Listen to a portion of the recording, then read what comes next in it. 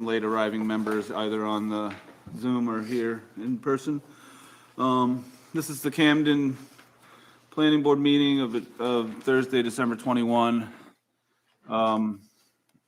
We have some few items on the agenda. The first thing we'll go to is I'll give you sort of a basic layout. We're going to have the public comment on non-agenda items if anybody has those, and then we'll go to review of the minutes real short, and then if we have any, do we have minutes to review? No. Okay, so we'll skip that. Then we'll start with the peer discussion, and then we will move on to a short-term rental workshop. Both of those are workshops. They're not public hearings. I think as a board in general, it's an open hearing, obviously, and you all are here, and we're, I think, willing and eager to hear your comments. So we'll probably allow certain times for commentary, but it's just so we understand. It is still a workshop level discussion that we're having here. So first, I'll ask if there's any public comment on non-agenda items. And seeing no hands or anybody stepping forward, we're going to move on then to the first discussion item, which is peers. And Mr. Martin is going to present some information to the board and to the public, and we'll go from there. So, Jeremy, you have the floor. Thank you, Ethan. I appreciate it. The moratorium, peer moratorium has been in place now for quite some time. It was initially 180 days retroactive to March 15th of 2022. It's been extended 180 days 3 times. And the select board on January 9th will have to decide whether or not they're going to extend it another 180 days. And there's a requirement that municipalities that have enacted moratoriums that you need to you need to make substantial progress on addressing the issues identified in the moratorium. And I think everyone knows the Harbor Committee prepared a report, and then the Planning Board kind of went at it because you guys had to look at making sure that a harbor ordinance amendments would match up and align with zoning amendments when it came to the peers. And you folks had many discussions on peers and moved some proposed amendments to the Select Board. Those were tweaked for a number of reasons, and what went to voters in November were some minor tweaks that addressed the Harbor Committee's concerns, primarily about making sure that peers were resilient as they can be to storm surge and sea level rise. So there was a provision in there to make sure that any piers were constructed in a way that they could be elevated in the future and allowed them to go 2 feet higher. So that was approved by voters. But during that process, the Planning Board, you folks had, again, had a hearing and workshops on it. And then you went down the road of wanting to look at them further for a number of reasons and impacts of piers, whether it be on navigation, access, environmental issues, et cetera. And then that led you, after some comment from the Conservation Commission that they provided, and I think just the discussion led you folks to kind of go down the road of contemplating or considering a possible outright ban on piers in the coastal and outer harbor. I have since received some, a letter in essence from a law firm on this issue. Bill Kelly and I been reviewing that letter and case law quite a bit over the last month.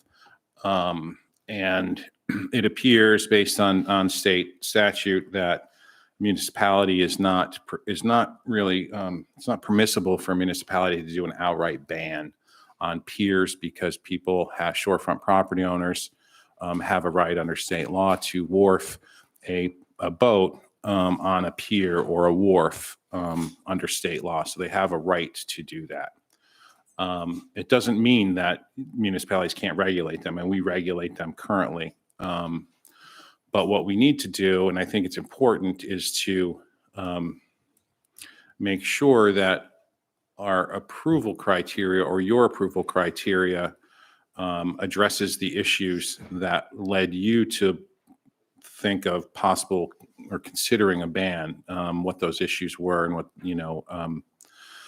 so I provided you a memo that kind of stated what I very briefly stated, and that memo is available on the town's website on your agenda packet.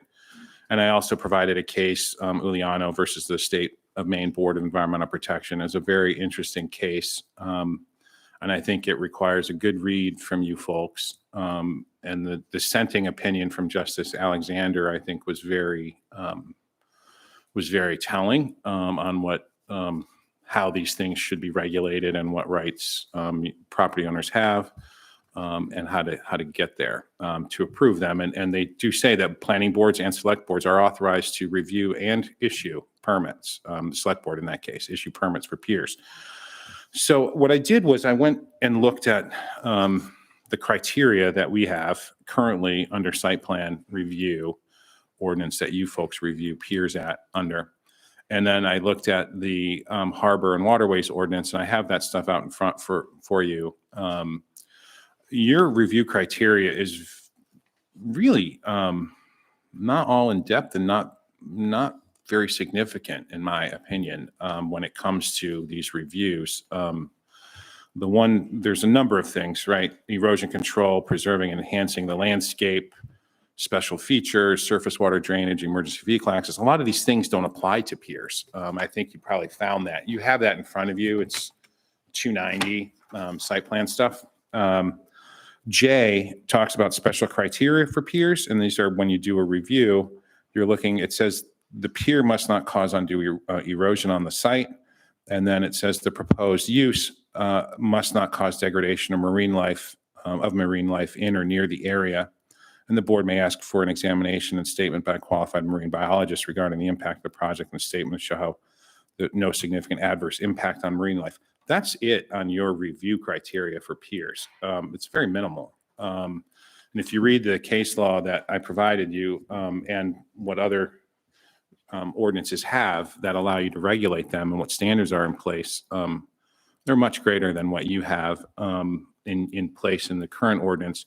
That said, the Harbor Committee review and the Select Board review, which is under Chapter 108, and that's what I have also provided to you. I think you did. You got two 290s? Well, I messed that up, Ethan.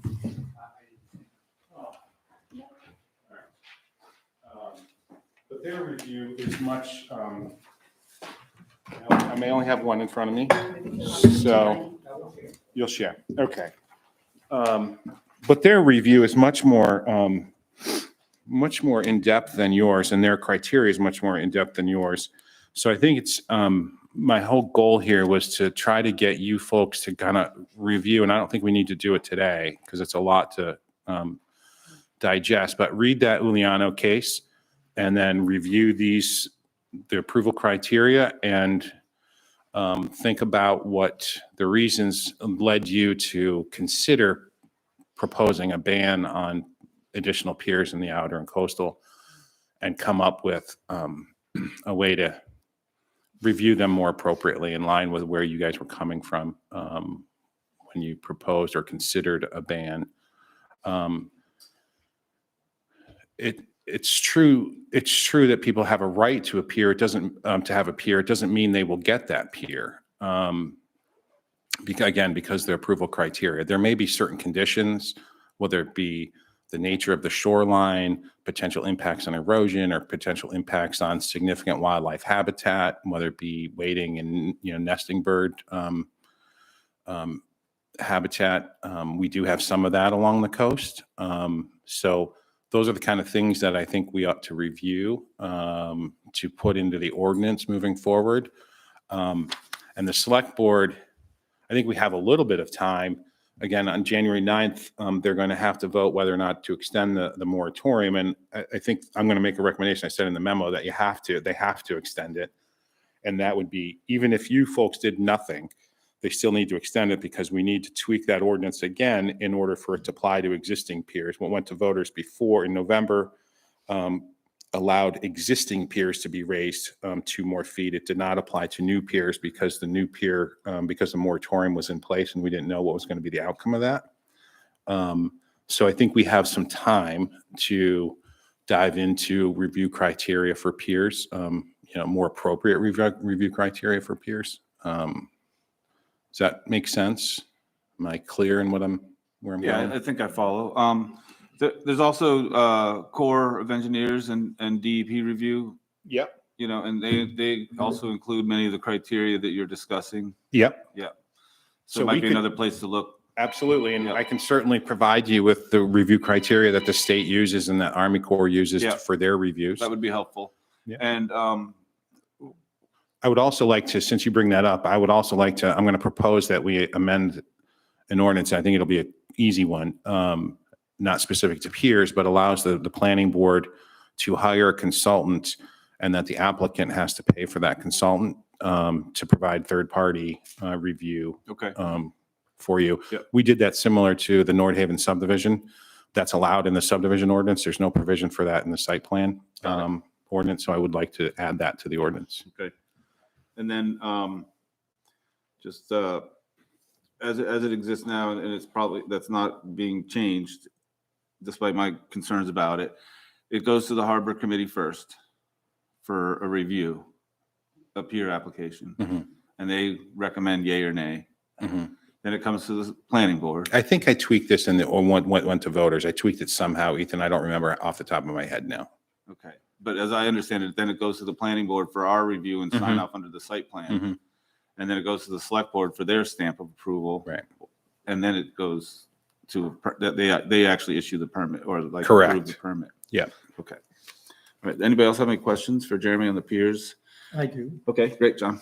Hey, I've only had a chance to briefly look at the Juliana decision, Juliano, yeah, yep. but it was my understanding that a prohibition in that specific instance was upheld.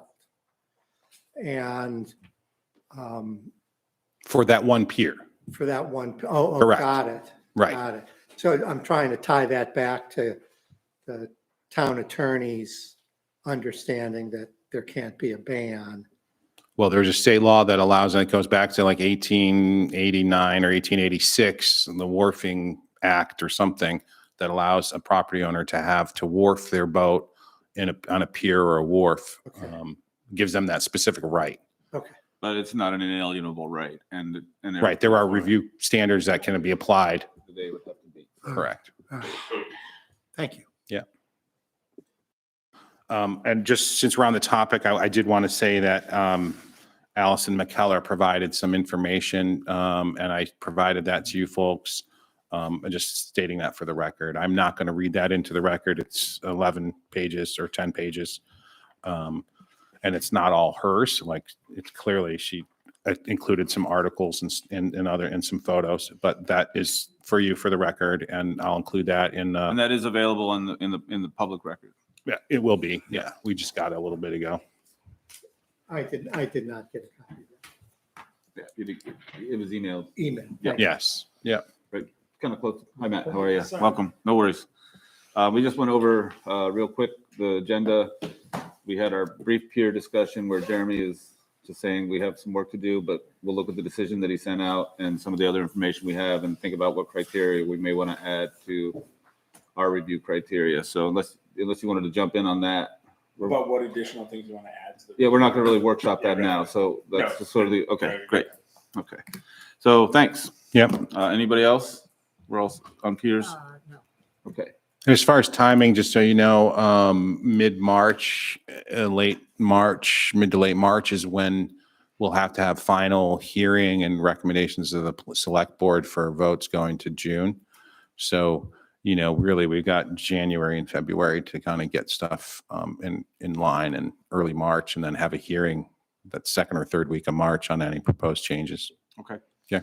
I figure most people are here for the peer discussion. So anybody from the public want to comment? On the peers? Yep. Barb Oland, I live on Hardin Avenue. Oh, Barb Oland, I live on Hardin Avenue. I just think when you're thinking about putting in a new pier, you have to balance. So I understand that people who live on the shore can have a place to wharf their boat, which just means a place to put it. could be a mooring, but a pier is going into public property. And I think you have to balance this private pier on public property with the rights of all the other taxpayers who aren't living on the ocean, who have to look at it and go around it. And, I just think it needs to be a balance. And the other thing is, I think there should be something in the, what's the wording of making the Ordinance? ordinance that any new piers that go in can't have to be careful about armoring the shore. So like the newest pier that's over on Marine Ave, Harbor Road, there's already erosion starting around where they've armored the shore to attach the pier. And that is totally not acceptable because that's destroying the area around that. And as well as, marine life that need that situation. And then the third thing was last year, a pier was destroyed over by the yacht club. And I understand that people weren't home and everything, but I think any pier owner, if they have destruction to the pier, they should be responsible for cleaning it up. And if things fall in the ocean, then they have to get it out. And if they're not there and someone else has picked it up, they should be responsible for paying for that. So just some other things I think. Yeah. Should be thinking about. Thank you. I appreciate that, Barb. Just to comment on Barb's piece, and I think this might have been that her comment about erosion is one of your criteria. Yeah, I saw that, yeah. And I think that's where we would need, this number 2 allows you to hire or allows you to get a examination or statement by a qualified marine biologist. But number 1 says the project must not cause undue erosion on or near the site. And I think that's where getting an applicant to have to pay for the planning board to hire a third-party consultant to review possible impacts on abutting properties and erosion, because it says on or near the site. And those abutting properties would be those that are near the site. It's something that we could probably elaborate on and maybe make stronger. Okay, thank you. Yeah. Anyone else have anything on piers? Okay. We will then move on to the next item on the agenda, which is the short-term rentals. And the planning board has been working on this for years. We have been workshopping. We have held public workshop meetings repeatedly. I'm glad to see so many people here tonight. I truly am. We are looking forward to public comment and input. I think it may, we have started working on a draft ordinance. And again, it is a draft. We're still in the workshop phase. There will eventually be a public hearing. And then it will go before the select board, and then they will hold a public hearing and do what they will with it. And then it will go to the voters if they so decide. So I want to make sure that it's clear that that's the process.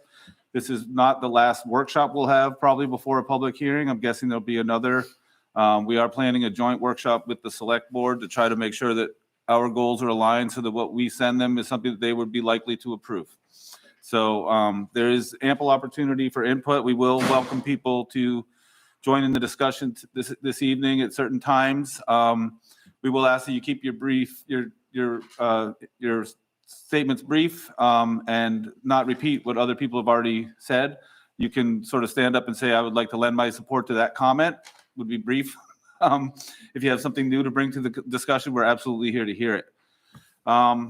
So as it stands now, do you want to give like a rundown, Jeremy or Shep, Yeah. where you think we are? Yeah. I mean, I'm happy to do it, but if you'd like to do it, I think that would What be- I wanted to just say that, and Shenley put a memo together for you, and it's available on the town's website, so it's out there in the public. But again, you said we've been at this for a couple of years now, having these discussions on short-term rentals. And what will eventually go to the planning board for a hearing will be proposed changes to Chapter 290, which is the zoning ordinance. And how the town regulates short-term rentals currently, I think is important. I don't think people know this, and I spoke with some people today that manage short-term rentals, and they're not even registering their properties that they're managing. So there's an existing ordinance in place, and it's important to know, for everyone to know, and entities that manage them, that they are required to register unhosted short-term rentals currently. And that's regulated Currently, it was voted by voters overwhelmingly. I think it was 75% of the voters voted for that unhosted short-term rental registration. I think it was 2 or 3 years ago now. Yep. But the way the plan two, yes. That was put through as an ordinance without a town vote. No, it went Went to vote. Absolutely. It was, Absolutely. it's under the It police goes to ordinance. town. Who's talking? Is that Alex? Yeah. It went to town vote. Town voted on it. Any ordinance that is in the town gets voted by the public. The town council. So this idea that the town select board voted for and approved the unhosted short-term rental registration is flat out wrong. Yeah. And there is a current ordinance that requires people to register their unhosted short-term rentals, and the voters voted for it. So what the planning board decided to, or in this process, what the planning board decided to do was to work on the existing ordinance that we had, the unhosted short-term rental ordinance, kind of bifurcate this into two pieces. A zoning ordinance that will look at the uses and allow certain uses. One would be regulating as accessories, and I'm getting into the weeds, as accessory residential, and that's for properties that were someone's primary residence. And then a second type will be non-hosted, so it's not their primary residence. That would be a second type of short-term rental. And a third type would be seasonally restricted cottages. Those are cottages, your traditional camps on the lake that have no insulation, no whole house heat or air conditioning, are seasonal in nature, do not have year-round water supply. So those are the three types. And those will be the proposal is how we're looking at this would be to put those into uses allowed in the various zoning districts that allow residential uses. And then to amend the unhosted short-term rental registration ordinance to pick up all of these. So that's how we're envisioning this working. So there'll be two pieces. What will come to the planning board for a public hearing will be the piece that addresses the zoning ordinance tweaks to allow these uses. The other piece doesn't go to hearing before the planning board. That goes to a hearing before the select board. Correct. Yeah. Right. They would have to go sort of, I think I'm on. They would have to go hand in hand. The registration and licensing part of it would be handled by the select board. But we would hope that they would match our It works recommendations. together. Because the whole idea is that, if we say we should have higher fees on this category of rental, then the select board will hopefully agree with that and then, match our ordinance. But just to be clear and to put an extra fine point on what Jeremy said, the ordinance that was passed, it was voted on by the voters, is a police ordinance. It's under the police ordinance, not the planning board. And so what ended up, the experience with it, I think, is fairly mixed. It's basically not complied with by more than 85% of the rentals in town. So Maybe more. and maybe more. So we don't have definite numbers. It may help people to understand that we have had a presentation in the past. You can go back and view any number of our workshops. We had Granicus is a company that provides data on short-term rentals and properties. We have not enlisted them yet. We have not hired any outside consultants yet, but we have had a meeting with them and had their presentation and viewed that and had a pretty robust back and forth with them about the types of services that they offer. It is our expectation that at some point in time, once we have the fee schedule in place, we will be probably enlisting a group like that. It may go out to a bid. It may go, I don't know the process for that. I know the planning board can't just hire them. But it would go out to some sort of a bid and we would, choose the best group to help regulate and design the structure around how we would get people into the system. So we have a few, other things that I would like to just sort of get out in front of. These are not permitted uses currently. I want to make that clear. We do have an ordinance that allows you to register, but they don't get a permit from the zoning department. And so, you can argue the legality of that. But there are no permitted uses for short-term rentals in town aside from, the 7-day and non-ADU accessory dwelling units. So that's one part of it. And then the other side is questions about staffing and the hours that would be required.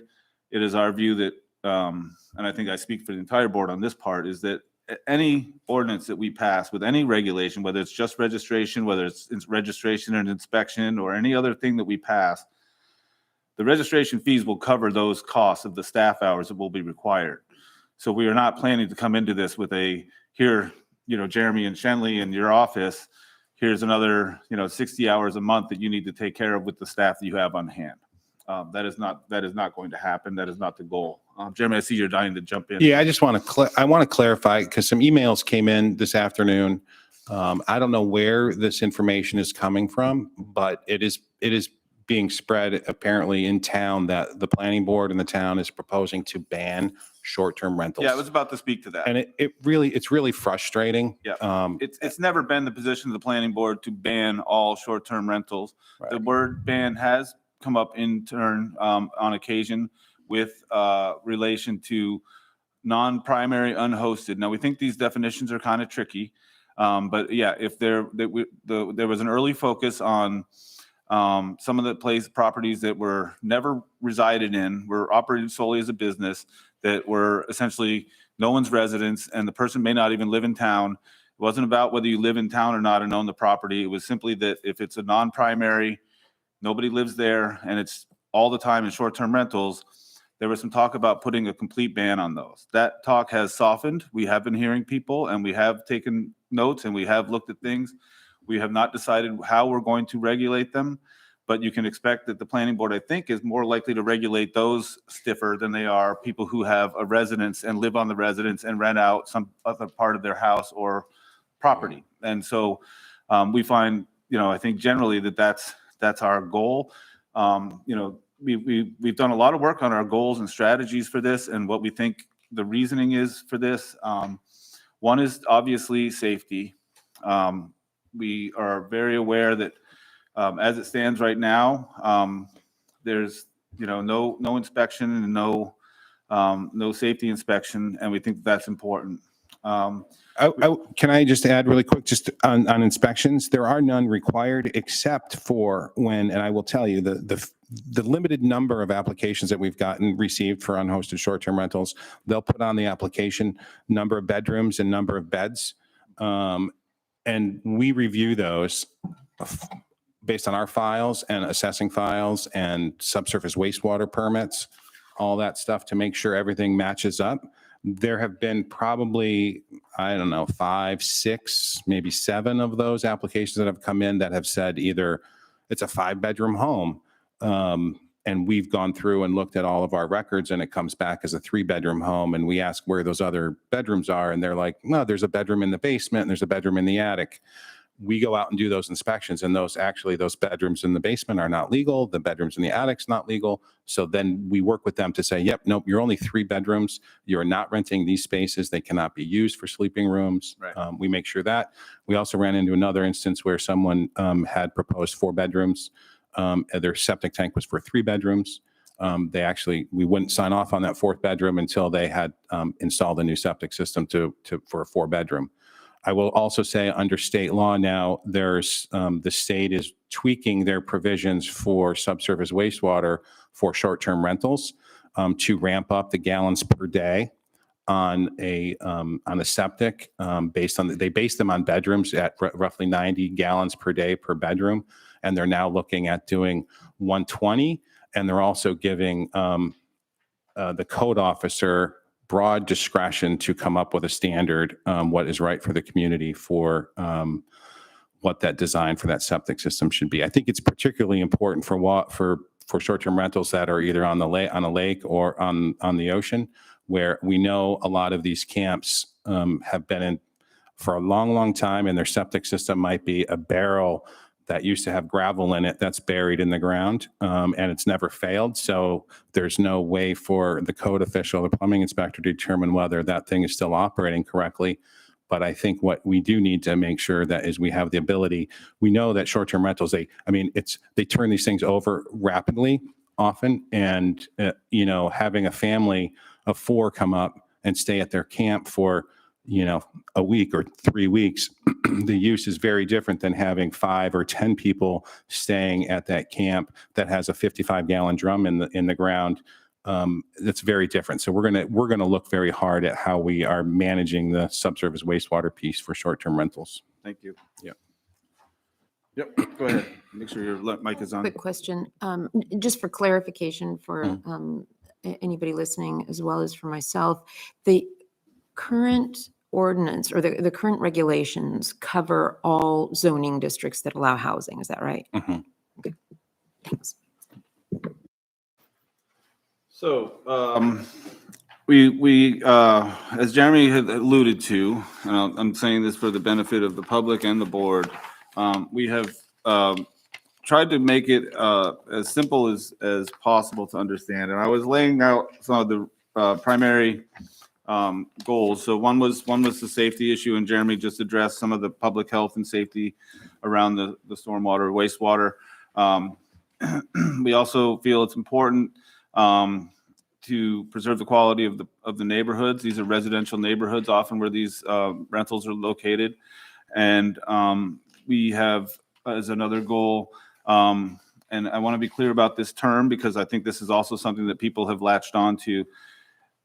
We're talking about helping to create available housing, not affordable housing, but available housing. And I think it's important to note the distinction. We know that the housing crisis is real. Everybody's looking at it, and anybody who's tried to either rent or buy in Camden knows that it's a challenge. As the planning board, we do not see this as a silver bullet to fix the housing crisis. We know that that's not possible. We do think it's one helpful approach to help alleviate some of the pressure on the housing market. And that's both long-term housing and the real estate market. And, we definitely understand that people will come and argue that this house is 4 bedrooms and it's on Bayview Avenue and it's in short-term rentals. And if it goes for sale, it's only going to get sold to somebody who's wealthy and won't live there year round. And no family's going to move in there and all this stuff. We've reviewed it's anecdotal, but we've reviewed what's for rent out there. And there's a lot of single family homes in Camden that are on the sites just for rent, for short-term rental. So, it's not an either or. And I've used the term before, it's a prong on a fork to approach the housing crisis. It's something that we think is important. It is in compliance with what the town plan asks us to do. I've shared my story, again, anecdotal, but I've gone to the new restaurant across, I think it's the Salt Restaurant or whatever, Salt Wharf, I think it's called. Their website said they were open. It was the middle of July. I was meeting with a group there to have a business meeting. And we showed up during the hours that they're open and there's no one around, and you go upstairs and you go to the back door and they're like, oh yeah, we're not open until 5 o'clock. We don't have enough staff. Okay. We see that as an issue. People can say that having short-term rentals is vital to the economy. We agree that there is a need for some. And but for us also as a board, we value teachers, police officers, firefighters, et cetera, being able to live in town as well. That's a goal of ours. This is one approach to address that goal, which is squarely in compliance with what the town plan asks us to do, and that's where we are coming at this from.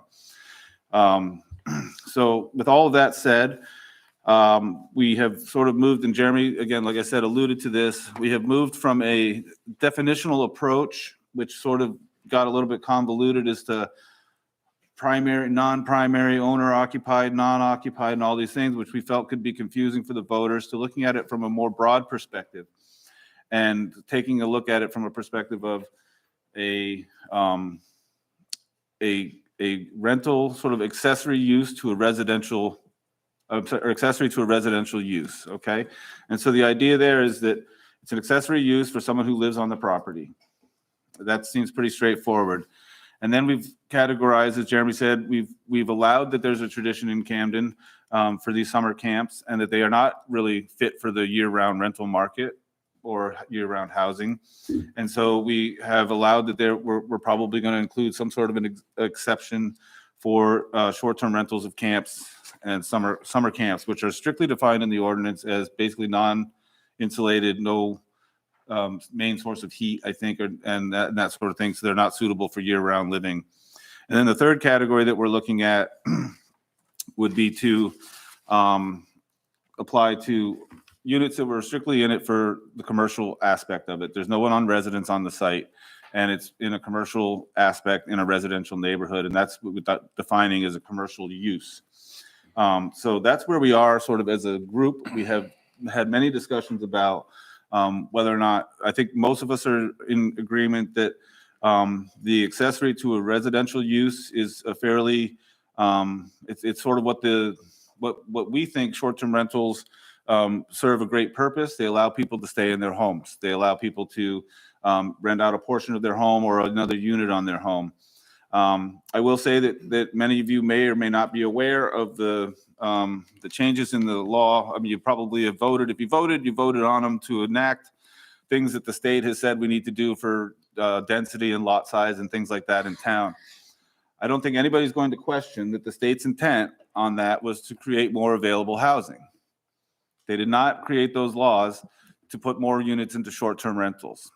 Okay, so I wish the state had acted further on that and said, we are not, if you do these things, that these are not to go into short-term rentals. They did not. They left it to the towns to do that. We have done that, or we're looking at that, and we have looked at a lot of other towns up and down the coast and across, even taking some stuff from other places in the country.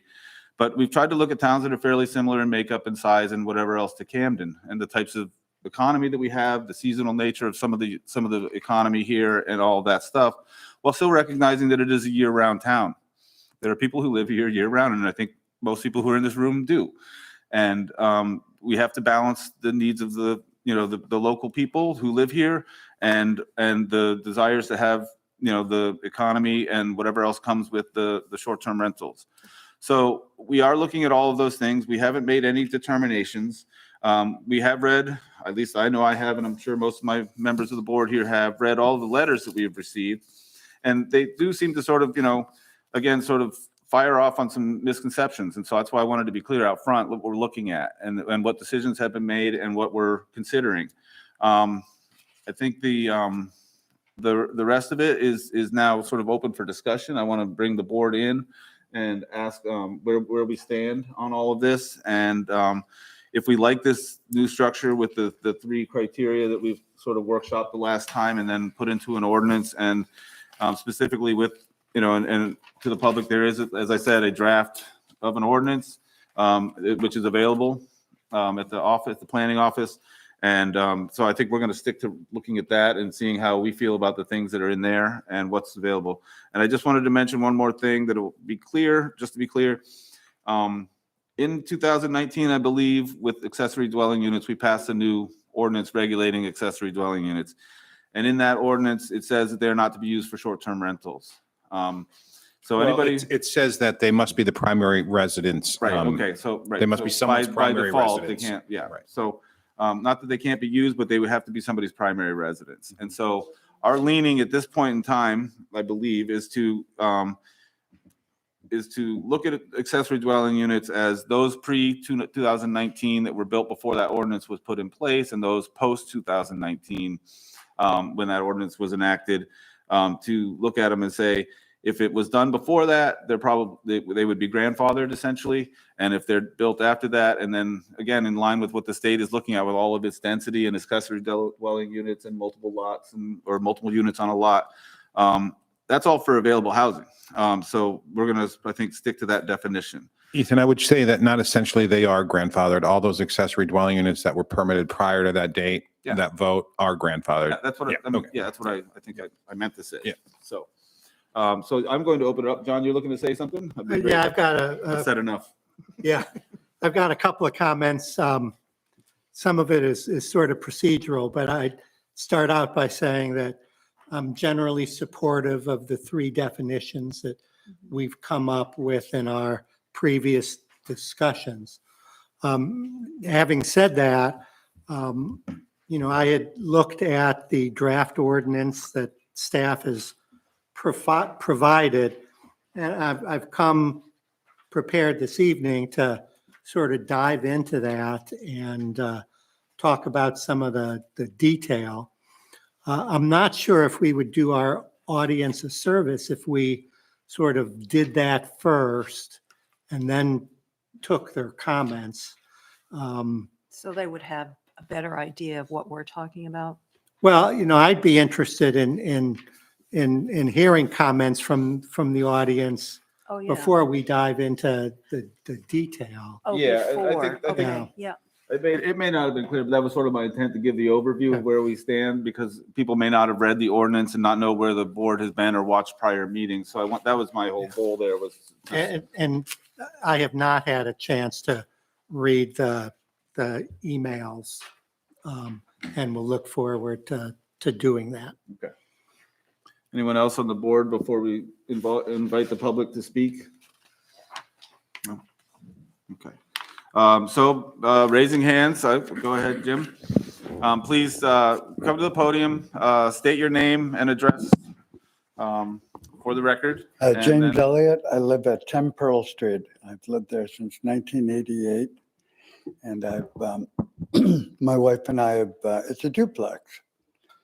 And there's 2 units. And when we moved in 1988, we occupied one, had a young family. One side, and the other side was rented full time. There's 2 bedrooms on each side, so they're relatively small units. We had regular year-round tenants on the other side until, the first one aged out, and her family kind of took her away. The second one was there for a few years, and then just moved away. And at that time, our family was a little bit older and we needed more room. So we occupied the whole Could you just house. raise the mic a little bit, please? Thank you. We occupied the whole house. And I'm giving you this background because I think everybody's stories are a little bit different. And one of the problems I had with the ordinance was that it's not one size fits all. Everybody has their own situation, and but we were a family in transition, and we still are. We've lived there since then, and when the kids got older, or even actually when the kids were little, we used to rent it out. Probably by the mid-90s, we're renting out one half of it. We've always maintained it as a duplex.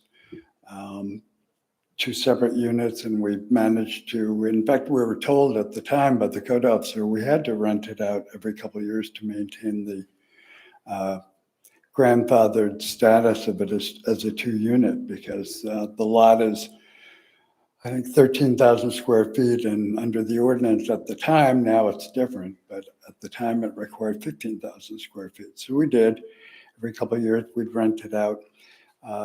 When we rented it out, we did it through the Chamber of Commerce, and they had a cottage listing. And it was usually people would come for a month, sometimes, very rarely 1 week, sometimes 2 weeks. We would really only rent it out for maybe a month, and we would go camping. We actually started renting it out when we still had a tenant next door, so we had to leave, our first tenant. And then after that, we could just move to one side, crowd in, and the kids would go off to camp. We paid for their camps that way. $500 a week, I think, is what we charged. And so we continued that kind of mode. The kids grew up, went off to college and stuff, and we bought a camp out in Sherrasmont, and thinking that, we'd be okay. We could help cover some of the taxes, maintenance, insurance costs, because we could continue to rent out half. We've never tried to rent out both sides because you have to have a place to put all your junk when you rent out a place. So we would shove it all over on one side. And that worked out pretty well. And we've been doing that. We did that for a while, and then we kind of fell off, and we started doing it again after the pandemic. And the season is really only 12 weeks at the most. It's not so what we net, you could probably find out, but after we, pay our taxes and expenses and things, we probably net about $12,000 for a summer. And that would be this season, 10 or 12 weeks. Most of the tenants are 2 weeks, a couple, 3 weeks. And there seems to be a strong demand for longer time periods. We've already rented for next summer. And we've got 3 tenants for 2 weeks each. We decided to put a 2-week minimum because of the work involved in putting it over. We have an agent, but we are definitely the hosts. We greet the people. They have our phone number. We deal with whatever issues they have. And Jim, I'm just gonna ask, I mean, I really do appreciate the insight, but like, we're hearing a personal story of one rental, and I would like to keep comments sort of directed to the Okay. proposed ordinance well, I and thought, how that would fit, because if everybody comes up and tells the story of why they rent, we could be here all night. well, I think it's important that you understand that we all have different stories, but I'll go into the ordinance if you want. I wasn't sure under definitions why accessory dwelling unit was even in there. I could see it as an informational thing because by definition, if it's an accessory dwelling unit, it can't be a short-term rental because it has to be the primary residence of the party renting it. I thought it was helpful in the very beginning when the 3 types of rentals, and I guess I would be described as an accessory to residential use, STR, which means you're probably not going to put a number on me because you had a blank where you were going to regulate the number of licenses for other types. And that's fine. In the definition, when you get into how that's defined, it says may or may not be in residence during the tenancy. So I thought, well, yeah, we're there. Too many of our kids show up at the camp, we move into town, And so we're back and forth. We're there every day.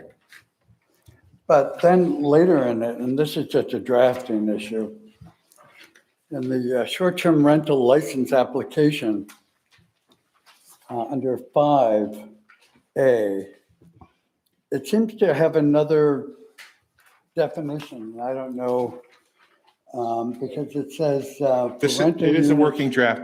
So I think we understand the comment you're going to make. Okay, yeah, it's inconsistent. Yep. There's a Understood. patent ambiguity.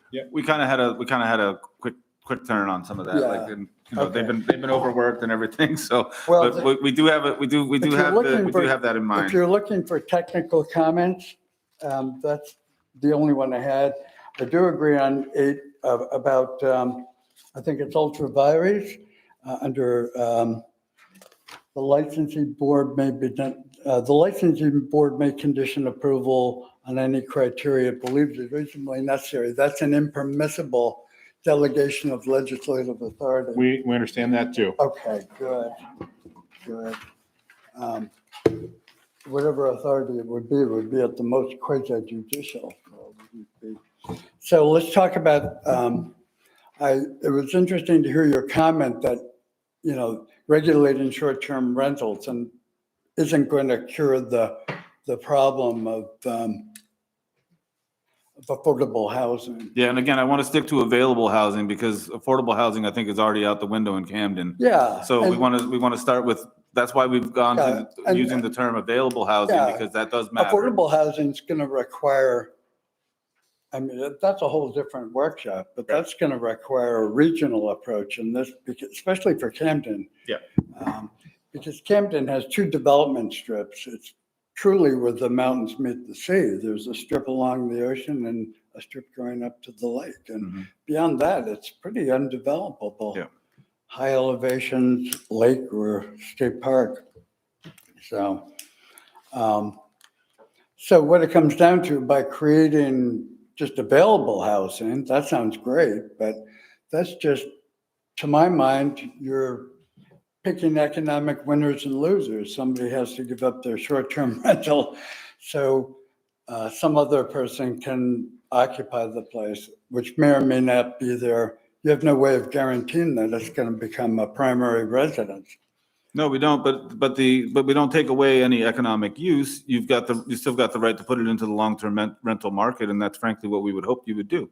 And if anybody's seen the rental prices in town and how few properties are available, I think that you still make quite a pretty penny putting, if people talk about covering their mortgage payment or something like that, I'm pretty sure long-term rental would do that. Well, I'm not sure. Yeah. I'm not sure, but the economics, I think, are marginal. But it's tough to imagine somebody buying a house on Chestnut Street for $800,000 and renting it out as a long-term rental, that they would get any sort of return to match their investment. Well, maybe that's not the proper investment then. And maybe not.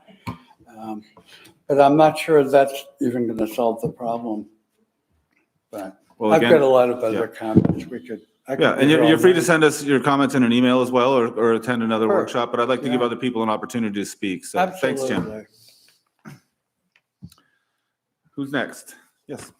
Hi, Again, just your name and address for the record. sure. I'm Mickey Calhoun. I live at 8 Cedar Street in Camden. And I know you don't want personal stories, but if you can do anecdotes, we can too. I think the existing short-term rentals these days, and I would love to see somebody actually do the research and figure out the split between people who are doing short-term rentals as a business versus people who are doing short-term rentals to help cover the costs of their primary residence. I think the existing ones in Camden are primarily people with houses that they'd like to keep in the family, or young families who are willing to leave their house for a month or two in the summer to help cover the taxes. I have pushed the numbers. I'm a retired real estate agent. I would get calls from time to time from people who would say, I'd like to buy a house in Camden. I'd like to rent it out, in the summer and cover the costs. And I would say, you can't. It will not cover your costs. A $500,000 house with today's mortgage rates would run, and the taxes would run about $45,000 a year to maintain. If you were to rent it out year round, that would be $3,800 a month. And there just aren't that many. I mean, to me, that doesn't really add much to available housing.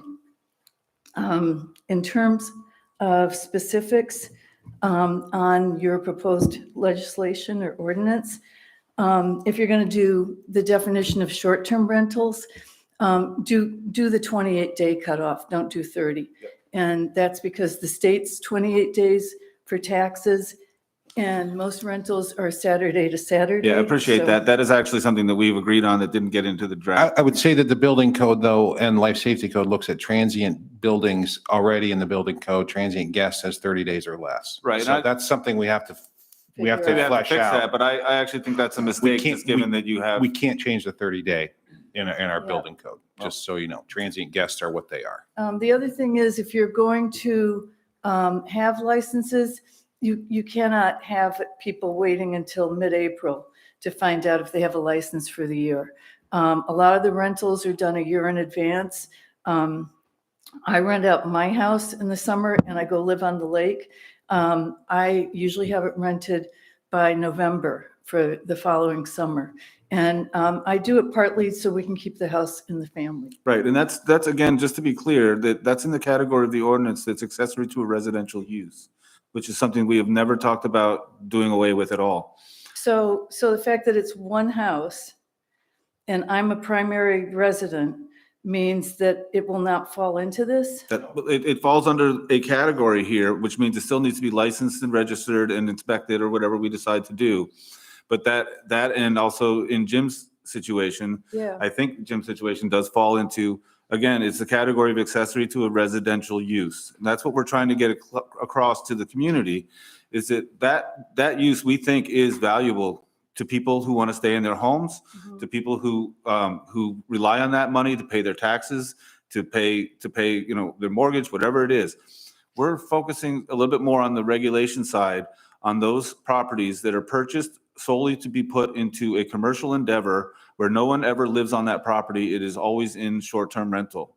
So I would not have to be licensed. You would need to be licensed? need Okay, to be but if you're going to limit the number of licenses. No, Well, no, no, no. hold on. Okay, yeah, let me get back to that then. So to There's figure so this much- out. the only category that there's a discussion, and it hasn't been decided, but there is a discussion about putting any kind of cap on is the commercial exercise enterprise, the one that is not ever anybody's residence. That's the only one we're talking about putting any cap on. Okay. All of them will need to be registered, licensed, all of them. The fee structure we're thinking at the time, we haven't come up with any numbers yet. The fee structure we're thinking would be much less for people in the residential accessory use and higher for someone in a commercial use because it's strictly a commercial endeavor.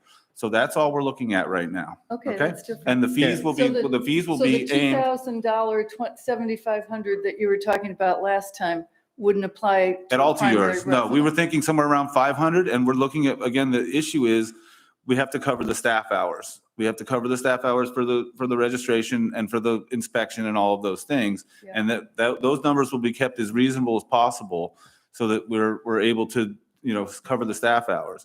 It's when we start to look at the commercial enterprise that we're talking about possibly raising those rates. And If you don't mind, I Go also ahead. think it's important to recognize that it's easy to get caught up. I just want to remind everyone, there's a big difference between regulation and enforcement. And sometimes I've witnessed it get sort of muddled together. It did just there where you said, well, what if you set the permit standard for a certain time, but it's not enough time for me to deal with the people I've let. That's where we get into like an enforcement issue, right? So if you're an existing renter, you're trying to comply, your best practice here, and you come to us and you say, hey, this is the issue. I don't see why the town wouldn't work with you to get where you need to go. But it doesn't mean that the regulation shouldn't establish a cutoff, right? Do you understand?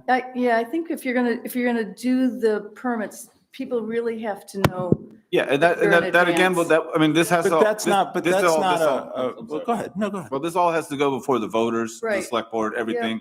The ordinance gets passed, it becomes effective as of a certain date. I think we've And that's seen- why we put 2025 in the Right. draft. So we're not even looking at doing this Yeah. immediately. And I think we've looked at other towns and largely it seems like somewhere in between October and December is when they do the issuing of the licenses. So you would know full ahead of time. I know the first year, and again, It'd be hard on somebody who rents in August and wants to know that they're gonna have the right, following August. but you know what? I'm pretty sure the house I'm pretty sure it will get rented.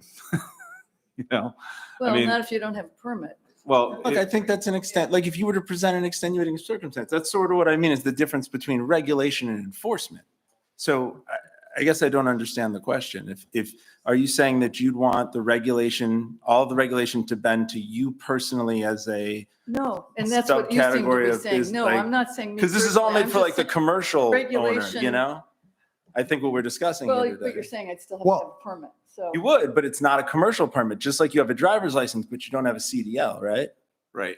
I don't see the issue with getting a permit for a accessory to residential use. Okay. It's like going down to the code office when you and say- signing up. You say, I want to put a garage on my house, Right. and within a month you have a permit. Yeah. When you say accessory, you don't actually mean an accessory dwelling unit. That's correct. It's Okay. accessory is a zoning term. It's a zoning Because term that that we, didn't come across on reading it. okay. Well, I think- did you see the memo that went with the draft ordinance? Because the memo is actually a little more clear, I think. No, I didn't see the memo. Yeah. But So it wasn't here, in the I'll read packet. it for everybody, just so you Okay. have it here. In I the think I'm memo done. that Shenley sent around to the planning board, that gives the three categories, and it says accessory to residential use STR. Includes instances where the property owner is a primary resident. Property owners may or may not be in residence during the STR tenancy. So this would cover your situation where you are the primary resident and then you leave for a few months, so you're not in residence. This is why we got away from the unhosted, non-primary and all this stuff, because it was too confusing. So this is an accessory use to somebody who lives in the property. That's the way, and you can forget about accessory dwelling units. That's not what we mean here. This is just an accessory use, and it can be a duplex. It can be an accessory apartment if it was done before the time of the cutoff in the code, which is now, I think I understand, July 14th, 2020. 19. Yeah, something like that. And then, so the second category is commercial STR, recognized. You just said two things. Can it be a single family? Primary dwelling. Can Yeah. it be a single family? As long as it's your primary residence. Okay. Yeah. And then the second one is commercial STR, and is recognized as a commercial use as the primary use of the property is as an STR. And then the third, as I mentioned, was the seasonally restricted camps, which are already defined and regulated in, or, defined and permitted in our ordinance, and it's just extending some category to that as well. Okay? You're welcome.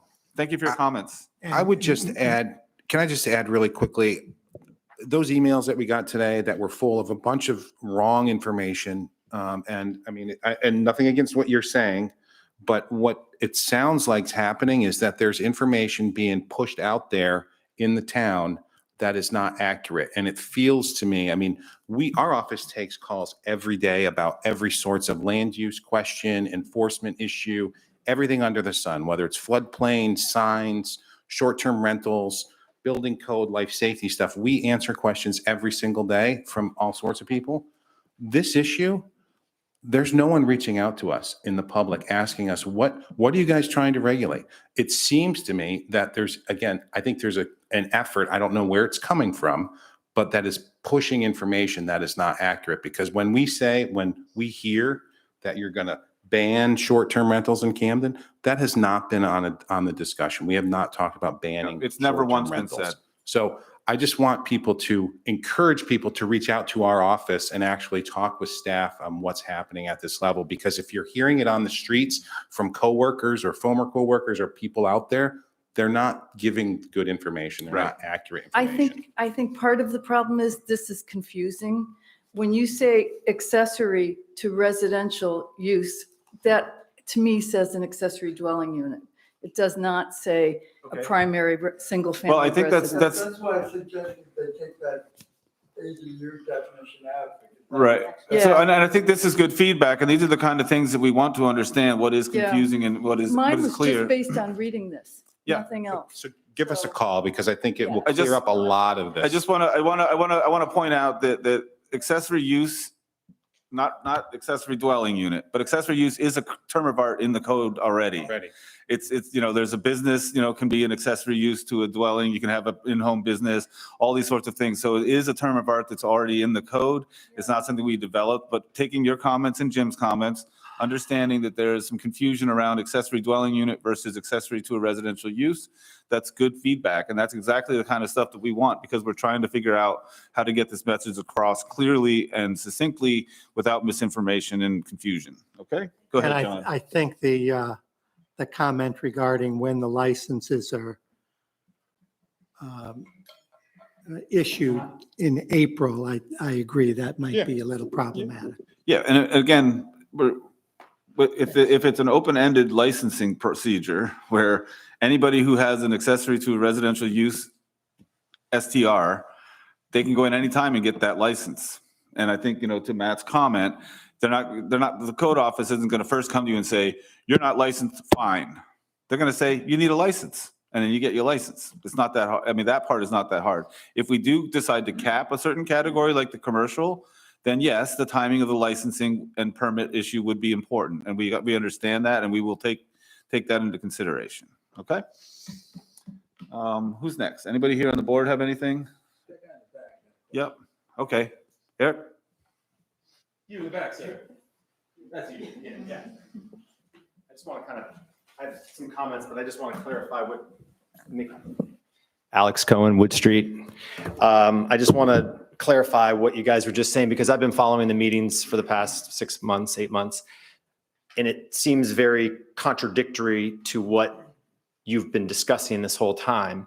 So if you read your proposal, I'm concerned when you say primary, do you mean a primary voting, primary residence, or just a residence that is owned by somebody? Do you want this to be their Somebody's primary voting residence. They are Yeah. a voting member of Camden, and otherwise, 6 months plus 1 day.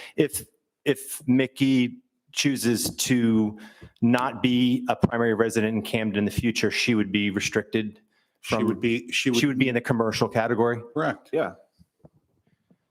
Okay. That's a good what's contradictory about that? distinction, I think, because, you know, I would, you know, I can share some of my comments now, but I Wait, think Alex, did you mention where you live? Wood Street. Yeah, okay. I didn't- I just think for clarification, before in these last 6 to 8 months, there was lots of talk between primary and non-primary and voting Camden residents versus non-voting Camden residents. And we have a lot of second homeowners. And I just think it's a very important distinction and to differentiate to the way I just heard you guys discuss this. It seemed to say, hey, you know, Mickey, you're all set, you know, rent your house. It's all the other commercial people that are the problem or that you're, that would be regulated. And I feel like that commercial group is a large demographic of our community. A lot of people don't vote in Camden. They have homes in Camden. They've had homes in Camden for 20 years. It's That's it's never been determined, and I don't know where you're getting your information from. We did not discuss about whether someone voted in Camden. You made that distinction. The determination we said was whether or not it was their primary residence, and where they choose to vote is up to them. But that's not the distinction that we're making. We're making the distinction that it is their primary residence, where it's on their driver's license. They pay their taxes. That's the 6 months and 1 day. You guys been Yes, right. And discussing we it never for made it based on meetings. whether or not they vote, Alex. But that's what I'm saying. That's what I'm saying. But that's a distinction without a point, because we're not saying that it's a voting issue. We're saying it's a residence issue where it's your primary residence, that we're calling it an accessory use to a residential, accessory to a residential use. And if you're not doing that, then it's becoming a commercial use. That's the distinction that we're trying to make. Ethan, can I ask a I'm quick still not question? Just following. a- Much like, I'm can being I- honest can with I you guys. clarify I've been watching something? I just had a question. Matt and then Jeremy. Mr. Cohen, just for clarification purposes, do you own a large or rental company in town that your primary business is renting properties in town? Yes. Are you also a real estate agent in town? Yes. Okay. The classification for which you're speaking for yourself on would be the commercial category that we're talking about. The commercial category that I think you're lobbying for here, presenting as perhaps your concern that was just presented here, is a commercial, is not the category we're speaking on in any way, shape, or form. Those I stand to differ. I mean, I've been doing this for 23 years.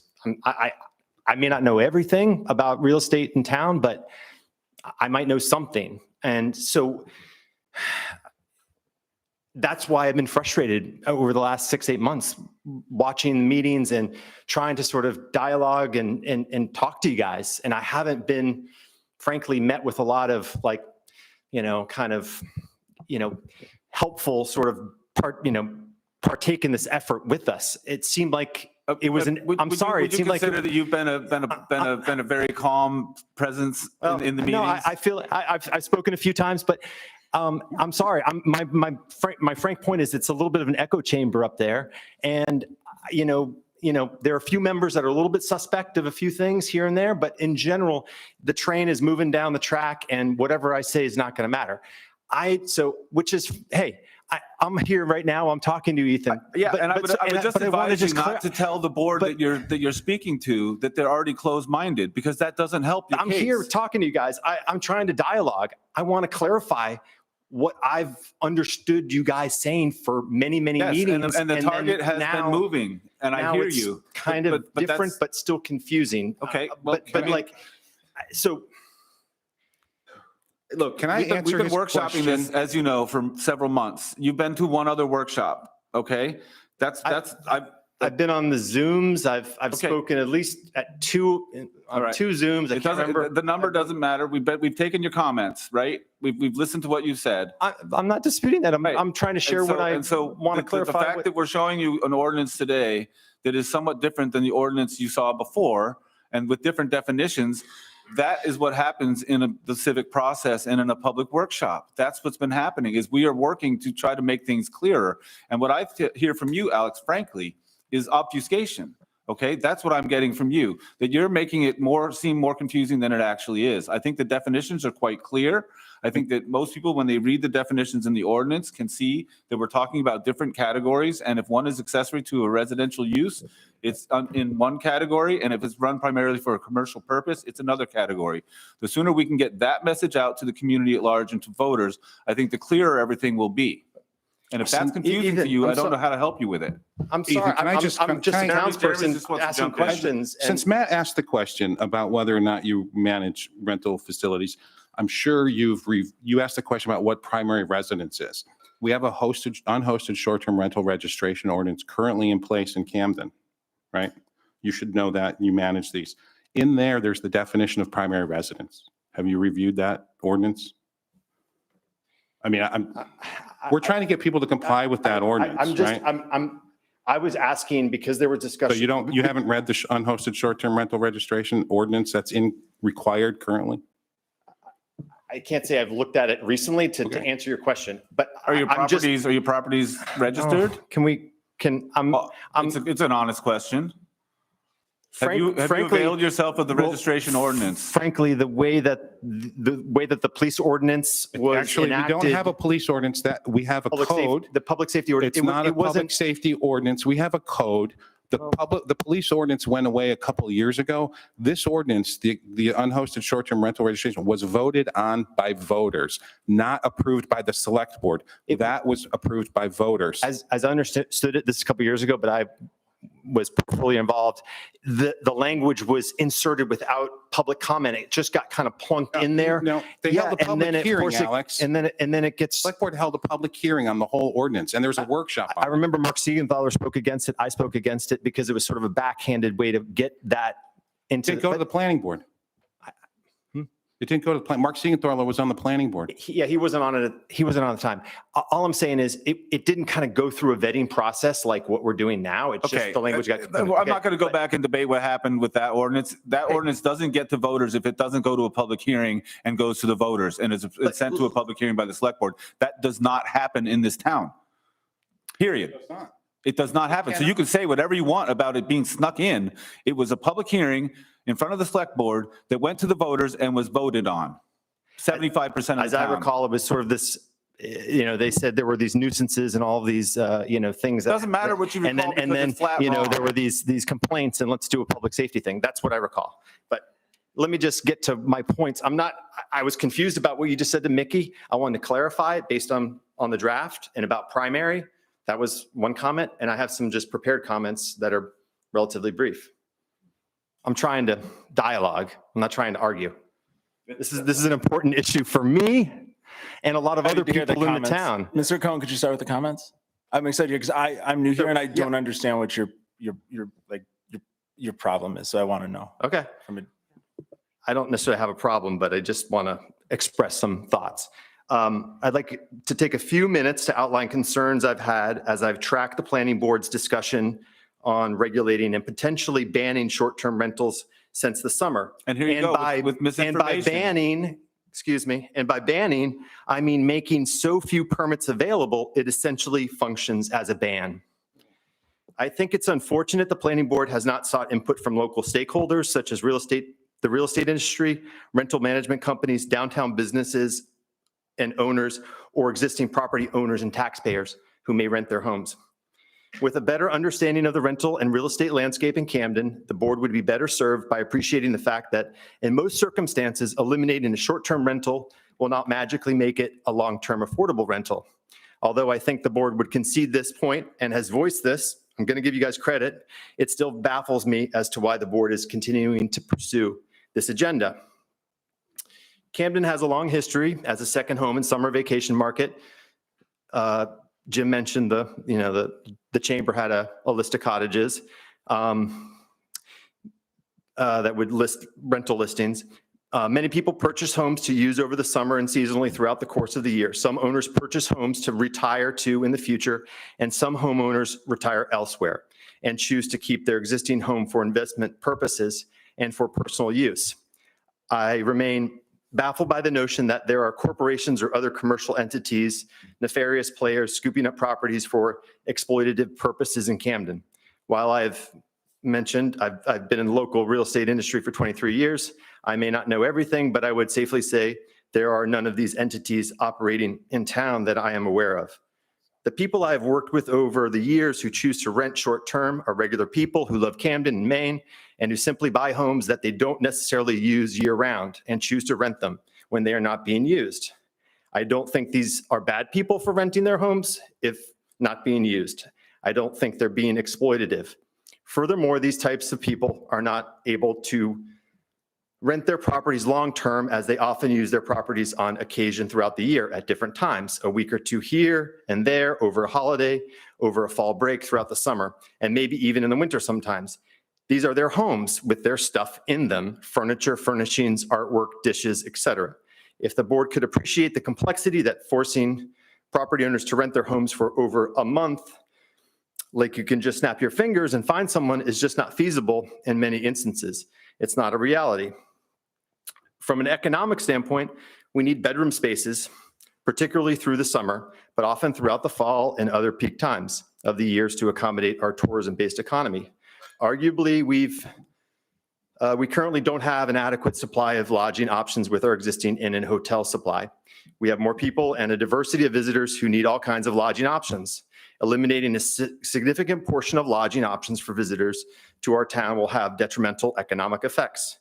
I just think it's logical. If there aren't places for people to stay, they will choose to vacation elsewhere and spend their money in those places. I liken this to frequent concerns about available parking in downtown Camden. And when a parking space or two are eliminated, it causes much consternation from downtown business groups and other concerned business folk, as fewer parking spaces means likely fewer visitors who will stop and spend their money in downtown shops, restaurants, and on schooners. Similarly, if we eliminate a large swaths of housing that is available to support our tourist industry in the form of short-term rentals, then our downtown businesses and local economy will suffer accordingly. I think it's admirable that the planning board is trying to identify a solution to affordable housing crisis in our town and arguably in our region and state. However, severely restricting and arguably banning a significant proportion of short-term rentals is simply the wrong approach.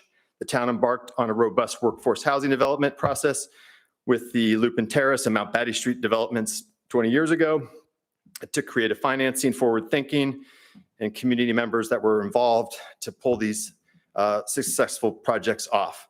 I believe building more workforce and affordable housing is the answer to help this complex problem in our community, rather than reallocating existing properties at the expense of property owner rights, our fragile tourism-based economy, and the real estate market in general. I would encourage the board to find ways to positively involve the community and stakeholders to identify and develop projects within our community and our neighboring communities to collectively try and address this problem. Thank you for considering my comments. Thank you, Alex. Go ahead, Matt. I had a couple specific questions on your comments. Because I want to understand your concern, because we don't know each other, but I'm very aware of your business. As Porch and Pebble and what my understanding is one of the premier vacation rental businesses in town, as I understand it. Would you agree with that? It's okay. We're It's not a setup. small mom and pop, but Sure, it's fine. my livelihood. It's not a setup. I'm complimenting you. Yeah, thank you. You're a known commodity business owner in town that I think the town wants to support. So hold on, let me just ask my question. I'm helping. I'm trying to help you now. Are you concerned that what is your concern here? Because you operate a really nice business that rents high-end properties, and you operate this as a real business, right? And so are you concerned that like the permitting is going to be too high for you, or that it's going to make it not possible for you to operate? What is the concern? This is why, I mean, I would love to, like, we could go Q&A and I could go through how rentals work in town. No, but like what you're proposing, what you've been proposing, why I've been attending the meetings, and not all of them, but paying attention, I will be put out of business, Matt. There you go. It's pretty simple. I am just. Hold on. I want to follow on a question on that. I'm sorry. I don't mean to. Actually, go ahead, Ethan. Your turn. I just want to address a few things real quick, and then I'll get back to Matt. First of all, when you talk about you're here to have a Q&A and have an honest and open discussion, I think this board has shown that we welcome people to come in and share their experiences and knowledge. You've gone after us a number of times for not going out and seeking input from the community. What do you think these public workshops are? We post the messages on the website. They're posted out. There have been articles in the paper. These notices are put out. These are the opportunities for groups who are interested to come. And I'm There's glad to 100 see- people that get an email from our office. I think you were on the list. And I'm I glad think to there's see 100 people other showing up, and people can say, I'm interested in short-term rentals. And then Jeremy and his office will make sure, please let me finish. We'll make sure that those things are sent out and that people have an opportunity to provide input. There's multiple ways to provide input, including email. Comments can be sent by email. You can come and make them in person. We're all here we've got a stack of emails that we're getting. The other thing is, Alex, is it is frustrating when we're trying to have a conversation and a dialogue about what we're actually doing. And you keep throwing around words like ban, and you keep throwing around words like, the bad people and eliminate. These are words I wrote down from what you said. These are not things that the planning board is saying about anybody or anything. Okay, you came into one of our first workshops and said, I hear you saying you're going to ban workshops or ban short-term rentals. And I stopped you and I said, that has never been the position of the planning board, not one time. We did discuss, and I made this clear in my opening comments, we did discuss at one point, we might ban what we're now categorizing as commercial. We did talk about it. Okay, but when you start throwing around these words that we're going to ban all short-term rentals, it's like the pitchforks, Alex. And that's the thing that is frustrating for us as a board who are trying to work with the community. And your comments lose credibility when you use words that are untrue, that are falsely representing what the planning board has said. And you did it in this little speech just here. You did it 3-4 times, said things that were not accurate. And you even say, you try to play the semantics game. You say, well, if you effectively ban by limiting. That is using language that is misleading. It doesn't help people. It doesn't help people. Ethan, people could. Comments would be much more well received if you could actually stick to what we're working on here and provide comments that give feedback to that. And to Matt's question, if we let's just say, I'm going to throw this out there. Let's just say we do put a cap on commercial rentals. Let's say that right now there's 400 of them in town, and we say we're going to allow 200 of them. It doesn't put you out of business. You have an opportunity to get some of those licenses, okay? That's just, and again, the fact that you have such a strong personal interest in this, and then you're telling us about what's good for the town, comes across as a little bit, it's not quite exactly necessary. I don't know why Camden, when Airbnbs were not in existence, 10 years ago, something like that? Camden was doing all right. Yeah. Okay? Airbnbs, it's a proliferation of Airbnbs that really took over that we're looking at, and the housing market has crashed on that, and everybody else in every other community is looking at the same thing and seeing the same results, and you continue to deny that those have an impact on the actual available housing in town. They do. And this is consistent with our comp plan to look at those issues and things that can bring us around to getting to available housing, and they've done it in different places. I don't know what state it was we just heard about. They just flat out banned them. They banned them. Just banned them. New York City, banned them. We're not even talking about that. We're talking about a more measured approach because we have heard feedback, and these numbers are not even set on yet. If you wanted to come in and say, I've heard you talk about putting a cap on residential or on commercial, and I think your number's too low, and here's why. That would be a much more effective comment than going and spreading information that we're banning things, because we're not. And so I'm making clear that's why you get the ire of, at least my personal ire, because and I see people rolling eyes when you're talking, it's because you're using words that are inflammatory and incorrect that cause people to come in and say, well, I just heard you were banning all my rentals and I can't rent out my own personal property. And it's like, that's not happening. Ethan, I'm sorry, I disagree, but I've been paying attention to the last, meeting since the summer. Hey, you've been paying attention. Go to any meeting that said we were going to ban all short-term rentals. Find it in any of the. I can find the meeting in June where you effectively said the quiet part out loud, which is you want to ban rentals, and you said just not true. But I don't want to argue. I don't want to argue about this. Not true. Find it and bring it back to me. I don't want to argue. You can find it and point me to the YouTube video where it's at. Okay. But If you want to talk in- about in- if I said in the ban last- commercial rentals or what we're categorizing as that, then absolutely I said that. Okay? That's the difference. But remember, we also discussed the fact that there's like some disconnection with what I understand rentals to be and what you guys understand rentals to be. And when we talked about the fact that you want to ban these commercial rentals, you didn't call them commercial rentals before, except until the last meeting where you defined that term. No, they were non-primary unhosted. Which are the vast majority. We had this discussion and you asked me, where'd you get your And data? that's Where'd you why get the we 90? took that and we heard your comments. And one of the things we've done is back off of banning them and talked about regulating them and putting a cap on them. So it's movement right Can I there. just ask about, he says the vast majority, we've registered maybe 20 unhosted short-term rentals. So I would encourage you and every other property manager to register every one of your properties if it's unhosted. I hear you. Well, I wanted to make my comments and, you know, And they were received, they and- were, and- despite the misinformation.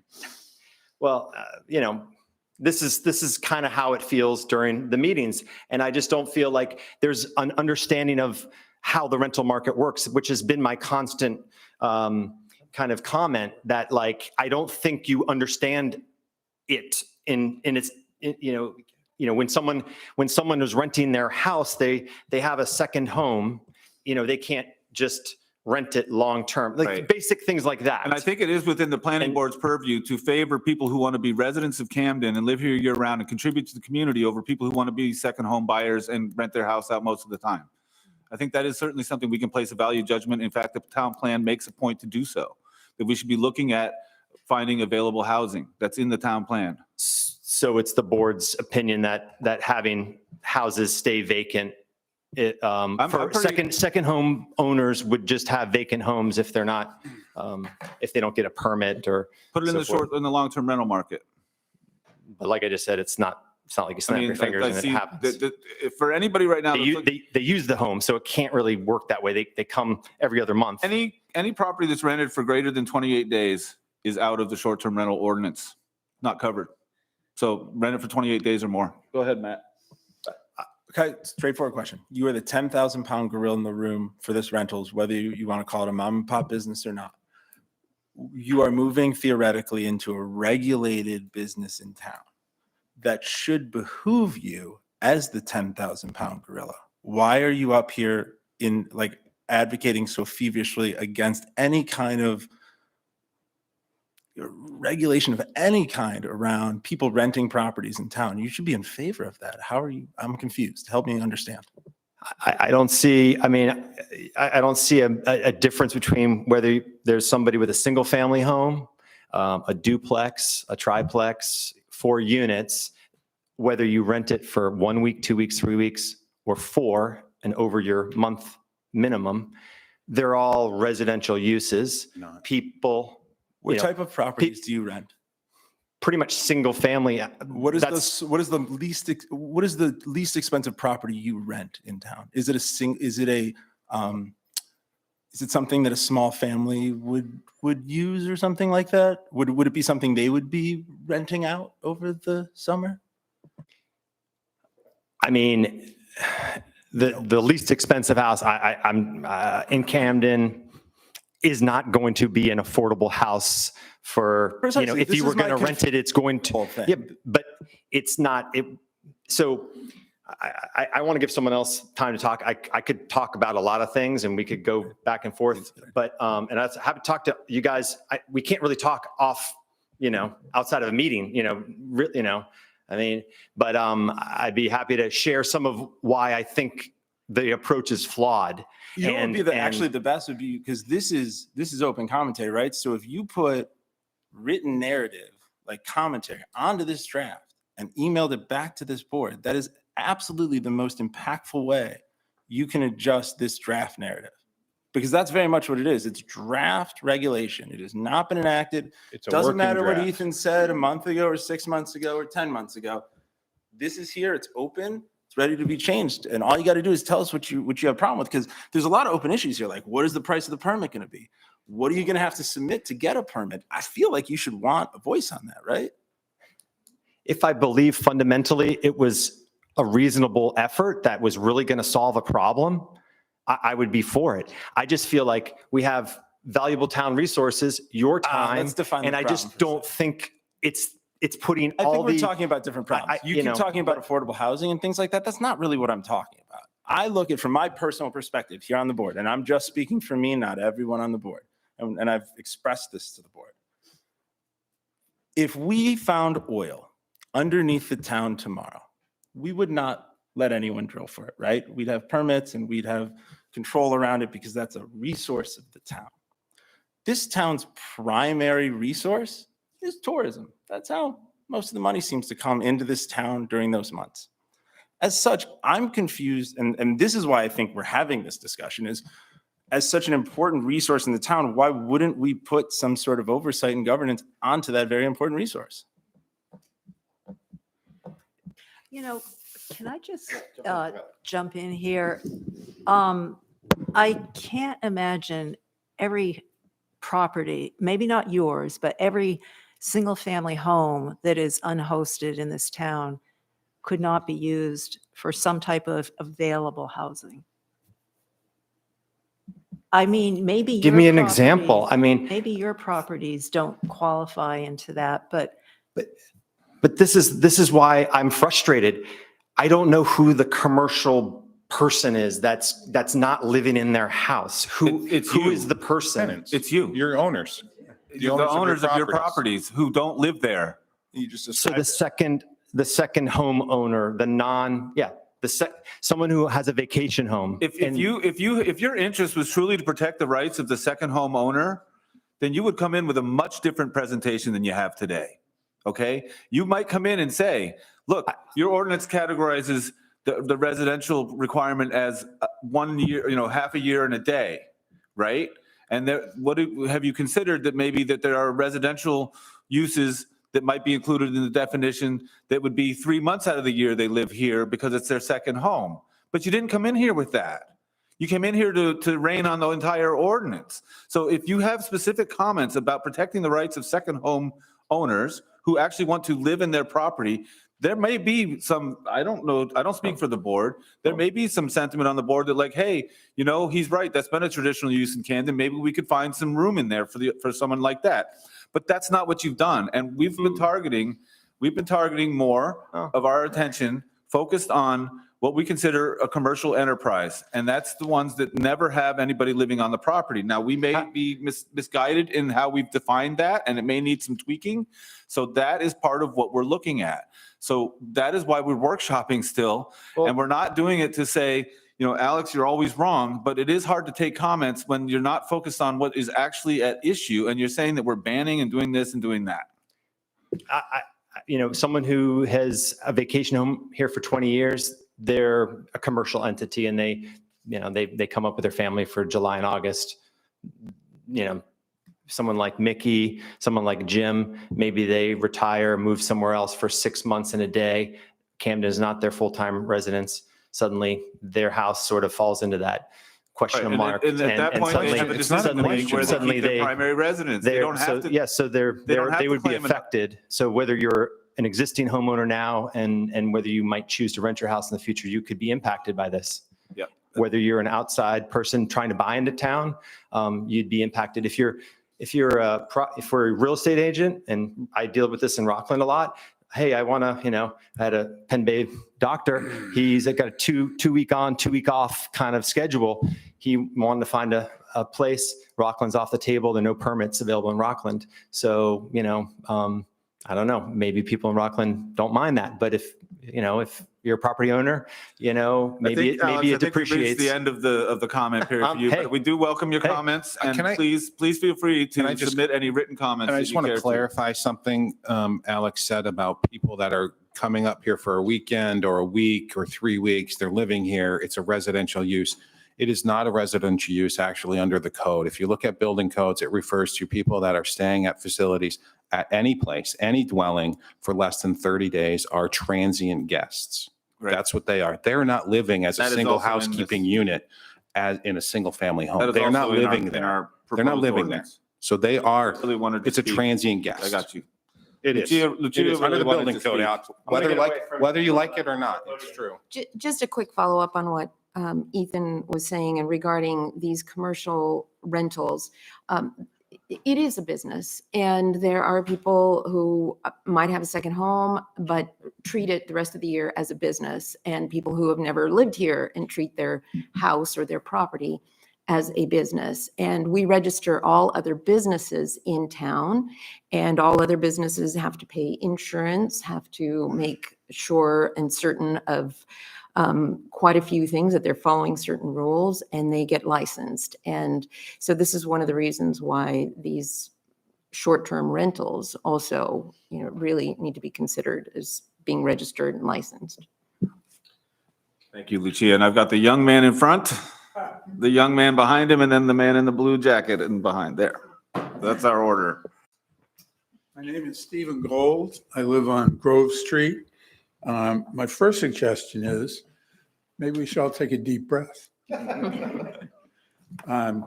2 comments before I read this.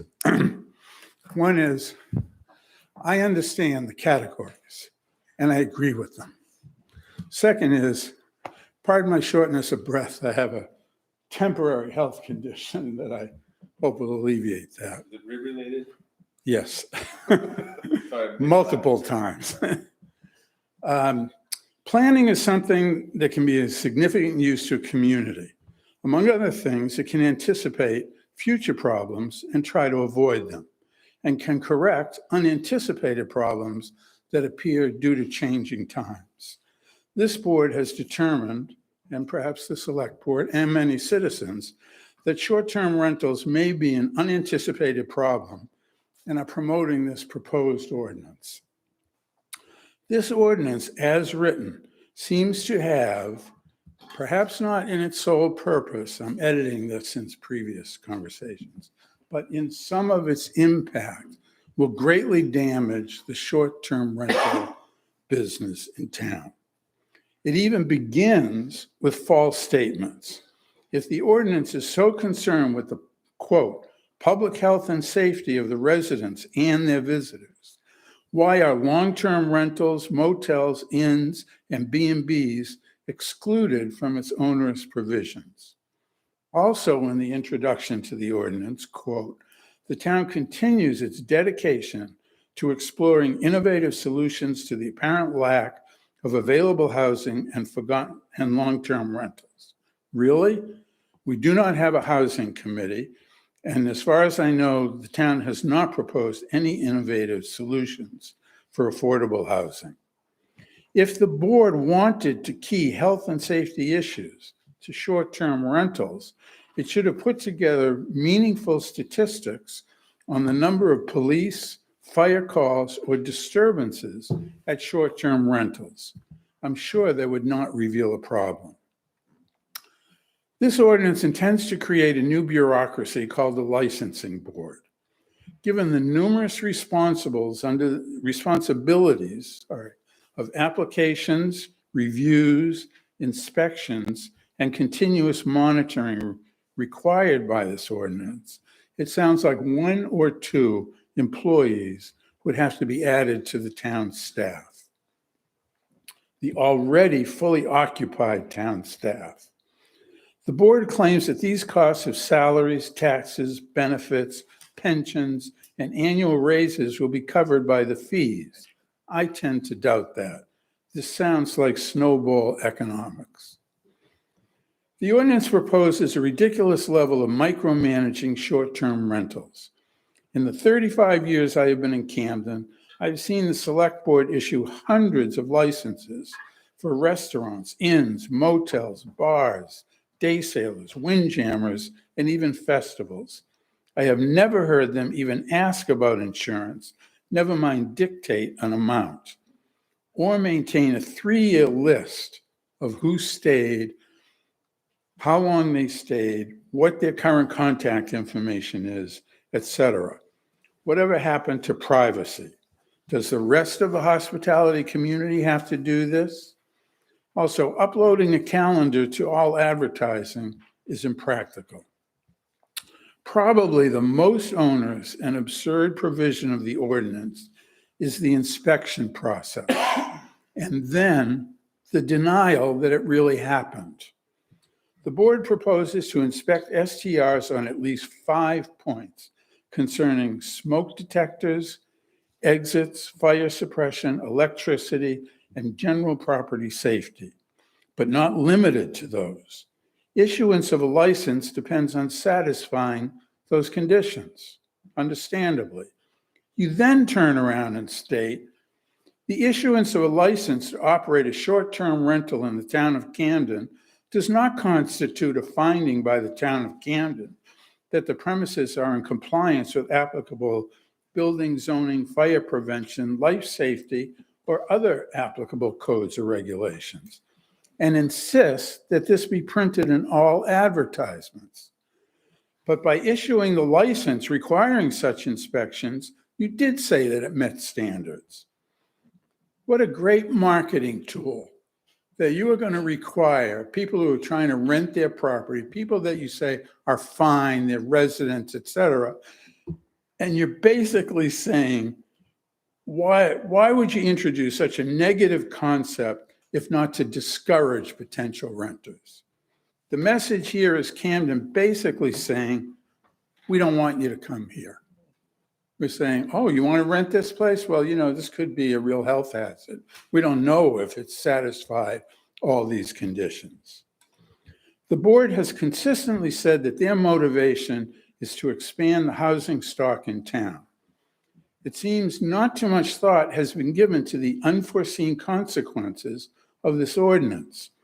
Given all the proposed fees and the time and effort involved to obtain and maintain this license, the first consequence is going to be an increase in short-term rental rates.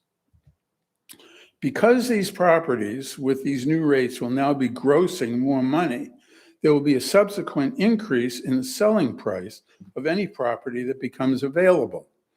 Because of the high cost of owning property in Camden, the likelihood of any of these units becoming long-term rentals is minimal. Even ADUs on one lot would be saleable through recent relaxed zoning ordinance or by making them condos or co-ops or two families. In conclusion, this property ordinance does a significant disservice to property owners, the business community, and the local schools that bring so many students here from away. Thank you. I would just like to add one comment about the recent argument is that there are lots of rental demand in town for periods of time less than full-time, more than 30 days. There are schools that offer 12-week courses, fellowships, et cetera. I'm not going to reveal who because I use them a lot. But that's a potential solution for the part-time resident who would otherwise be an illegal. Right, and I think that was our point. Thank you, Stephen, for your comments. And some, they're definitely pointed to the ordinance, which was really helpful. So thank you for that. Have a copy of that, Steve, so I can take comments or no? Sure. From that? The issue, just real quick, and then I'll let you speak.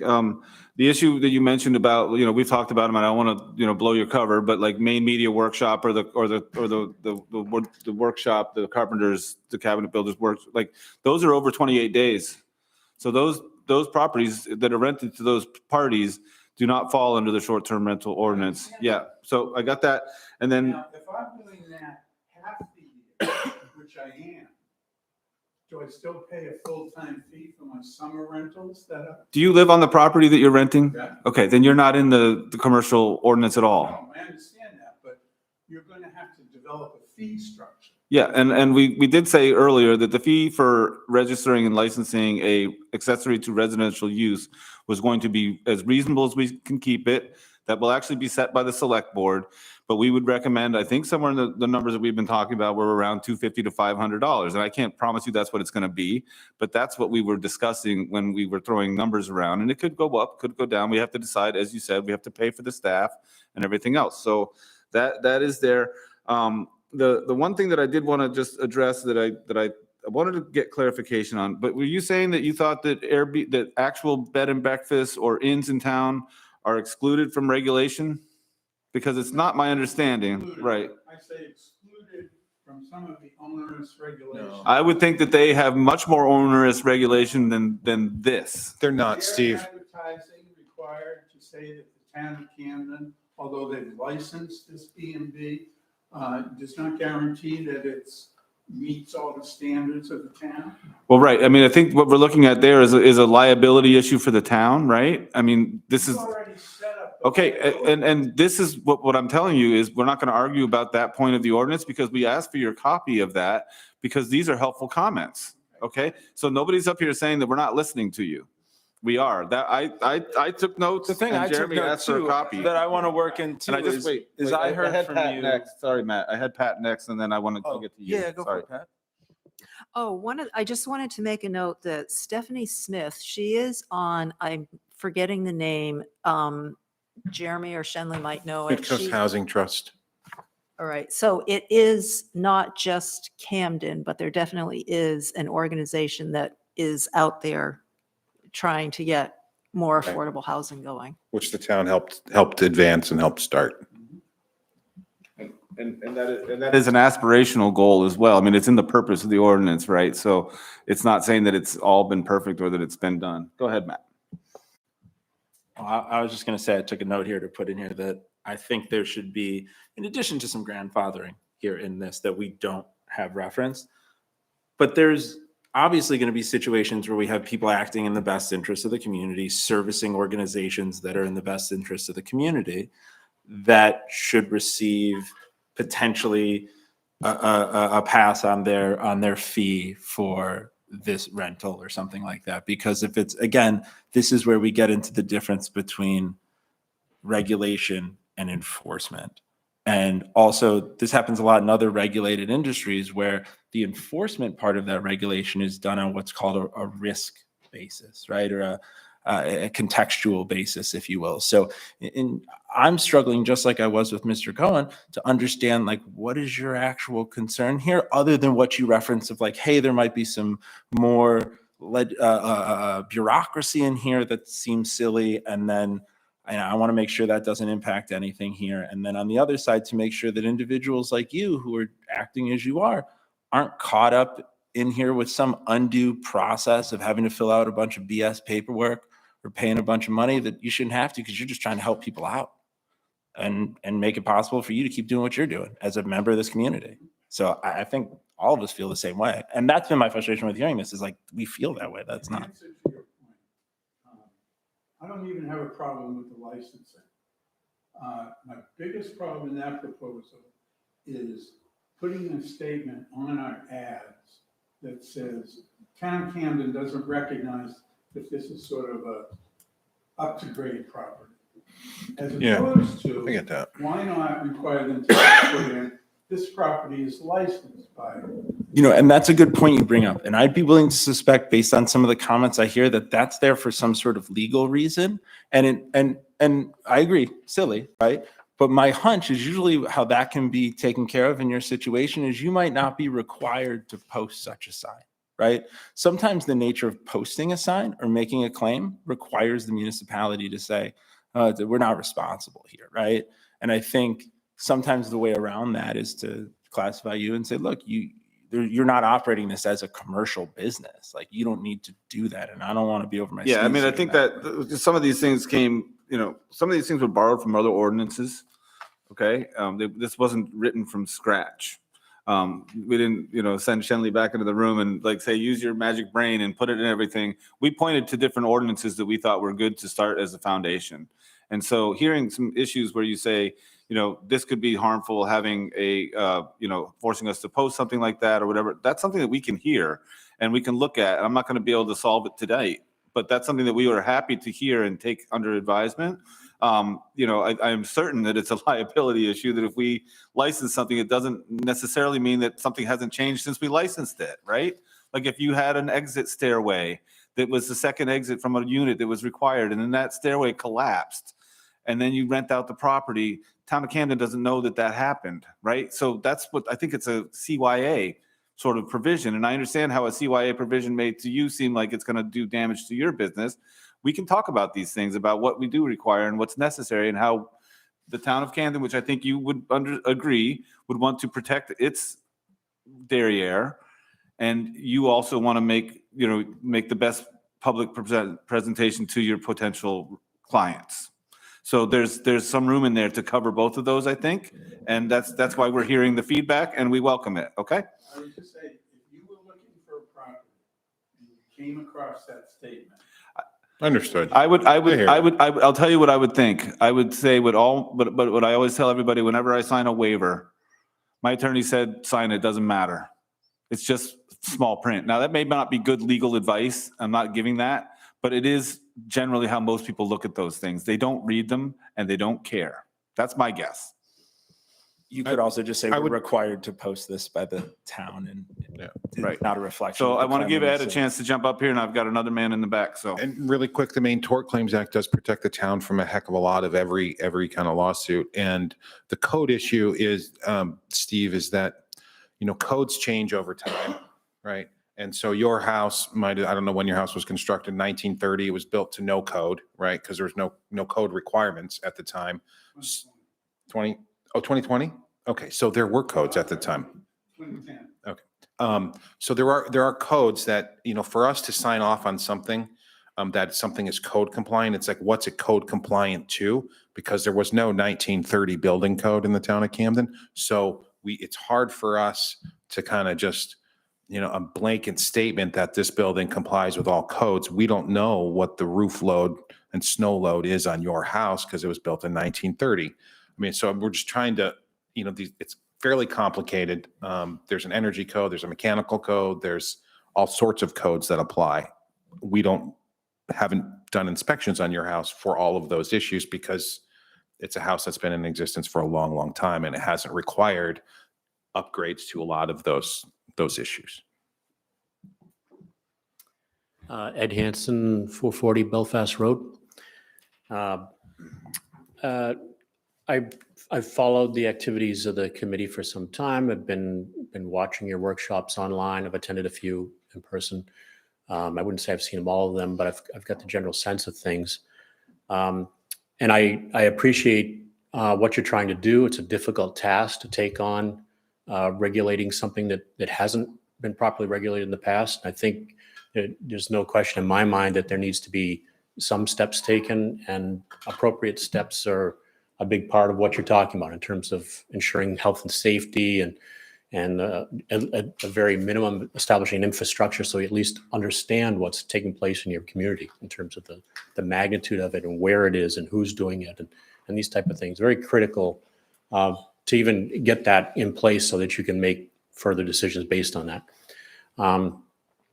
I would say, my project here in Camden, as you folks are well aware, the Nordhaven Camden project.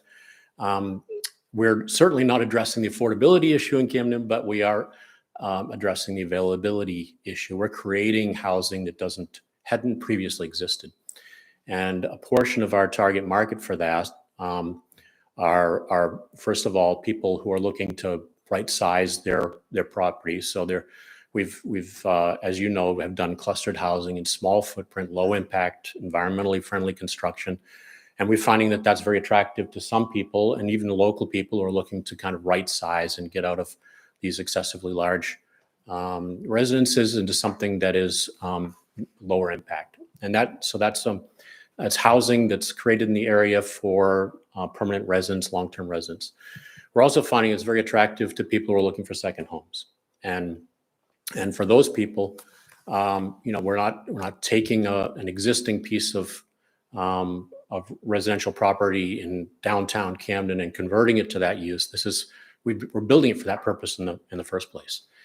And for both of these communities of people, the affordability of that investment is an important thing to understand. And it can't be something that's arbitrarily determined. The affordability can't be up to a question as to whether it will be affordable this year and not next year.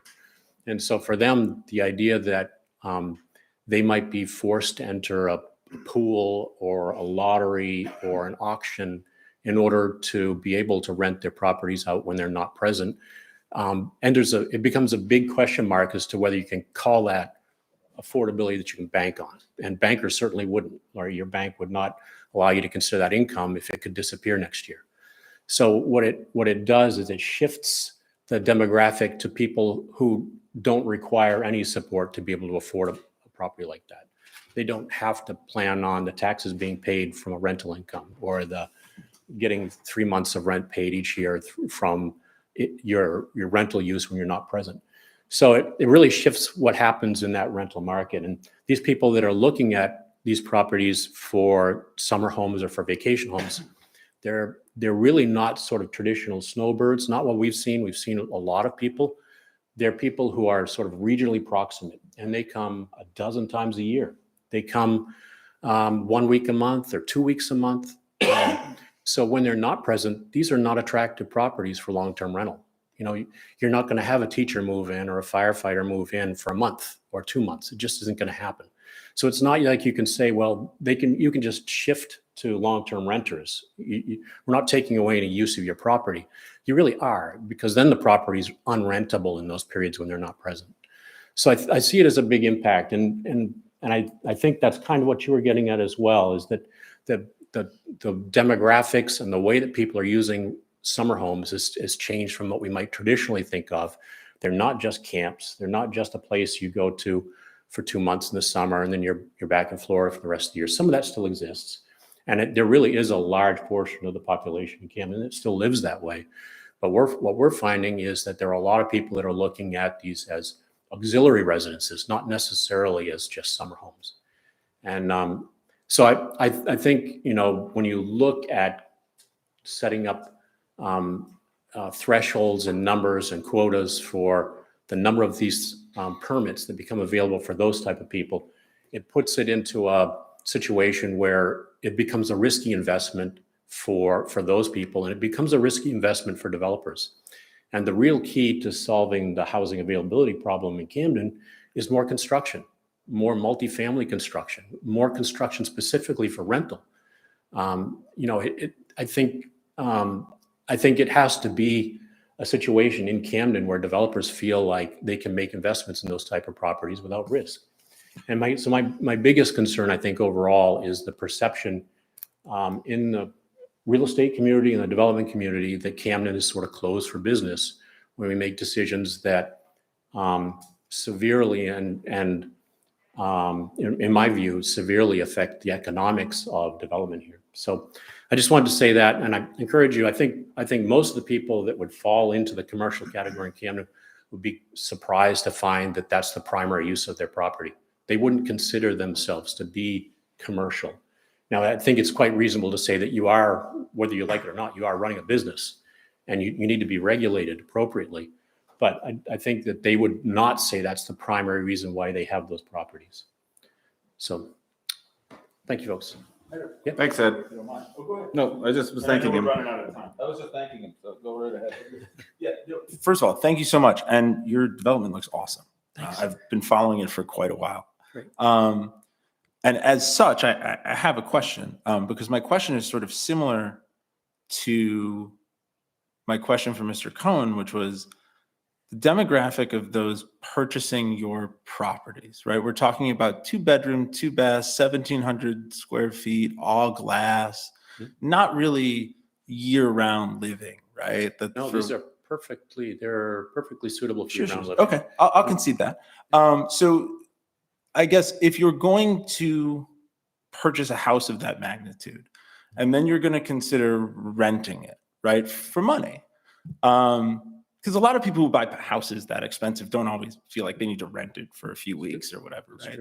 So if you're going to rent it for money, why like you guys are a big development, big money, like why don't you want to fill out some paperwork and pay a little bit of money? Like what? I have no problem with that. Okay, so then what is the specific, I guess then it would be, is there specific commentary? Yeah, Yes. that's what I'm interested Yeah, I in. tried to make a specific comment, maybe I missed it, but it's the capping. It's the So capping you don't want to on cap. the numbers, because I can't in my mind envision a reasonable way to allocate limited capped licenses that doesn't present problems for buyers. Do you think that's a significant component to those potentially considering purchasing your properties is the ability to rent it.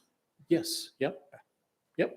And it's not for some. Some are perfectly capable of affording these without it, but it's a factor that many people consider when they're looking at buying summer homes or Like this is you don't have to give like an exact here because I realize this isn't scientific, but when you're having conversations with potential buyers of these properties, do you have any indication of like how many of them are already talking about that, where that becomes part of the conversation? Every single person that I've talked to, and I've talked to them all, asks about it. Why do you think that is? Because it's part of their economic calculation. I mean, these are expensive homes. Yeah. Living in Camden is expensive. Somebody would be crazy not to consider whether they could mitigate some of their costs of living here with renting when they're not present. It's kind of the way the world works now. It's the gig world. So, But you're asking those people to bear your cost of construction in this case. yeah, they're buying a house. Well, you're brand new, very expensive construction on the water. No, we're not on the ocean. You're close. Yeah, Got a nice we're view. close. Yeah.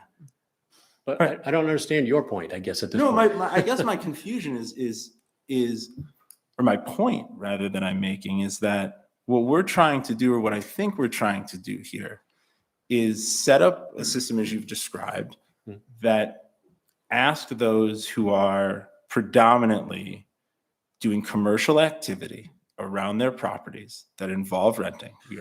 Just to clarify again, we're not talking about people who are struggling to keep their homes and want to rent it, for a month or 28 days to a person who's in a program or something like that. We're talking about people who are either investing in properties and are looking to make their return from that investment, right? It's not because they're moving in to live and be part of our community. And so what you're asking, what I guess my point is it seems like you're asking for everyone who lives here to take a hit on services and let you just sort of do what you want to do on our most precious resource, I guess, Yeah. without, you or whoever's purchasing the house. Like if that blows up their economics, I struggle to have like a tug at my soul for that. I think you're misunderstanding what I'm saying. I don't see most of these people looking at buying an investment. That doesn't seem to come up in the conversation. They're looking for a home, a second home maybe. And I would say about half of the people are looking for a full-time permanent home, but it's the economics of how they afford that home. And they're considering the possibility of rental, short-term rental, as a way to help them with the affordability. So it's not like they're looking to get a return on their investment, or they're looking to flip, or these type of things that you might see in some other markets. I haven't seen that. So that's what I struggle with, is that persona that you're describing is the person who wants to live here and be part of this community and is willing to pay 1.7, is willing to leave the community for some section of time and come back on sort of, I can't imagine they have kids. I can't imagine they have a job in town.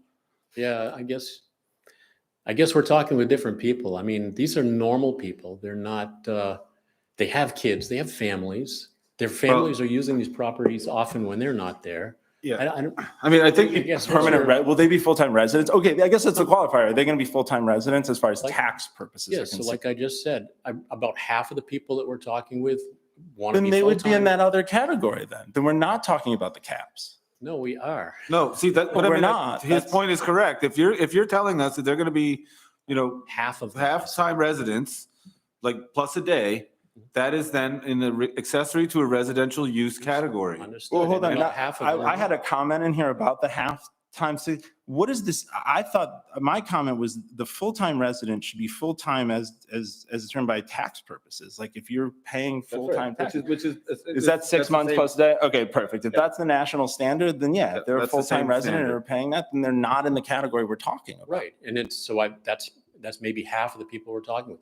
The other half are looking for vacation homes. Right, and so this is where I want They will have to pay that? Yeah, this is where I want to jump in, and I'm sharing Matt's sort of like having a lack of a heartstring tug.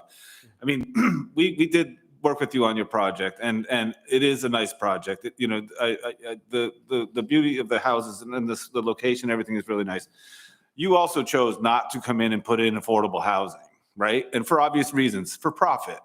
Okay, and so what you're looking at now is a situation where you built this grand thing and you have the right to expand it, And if you take out the short-term rental market from people who will not be permanent residents of Camden, you limit your upside.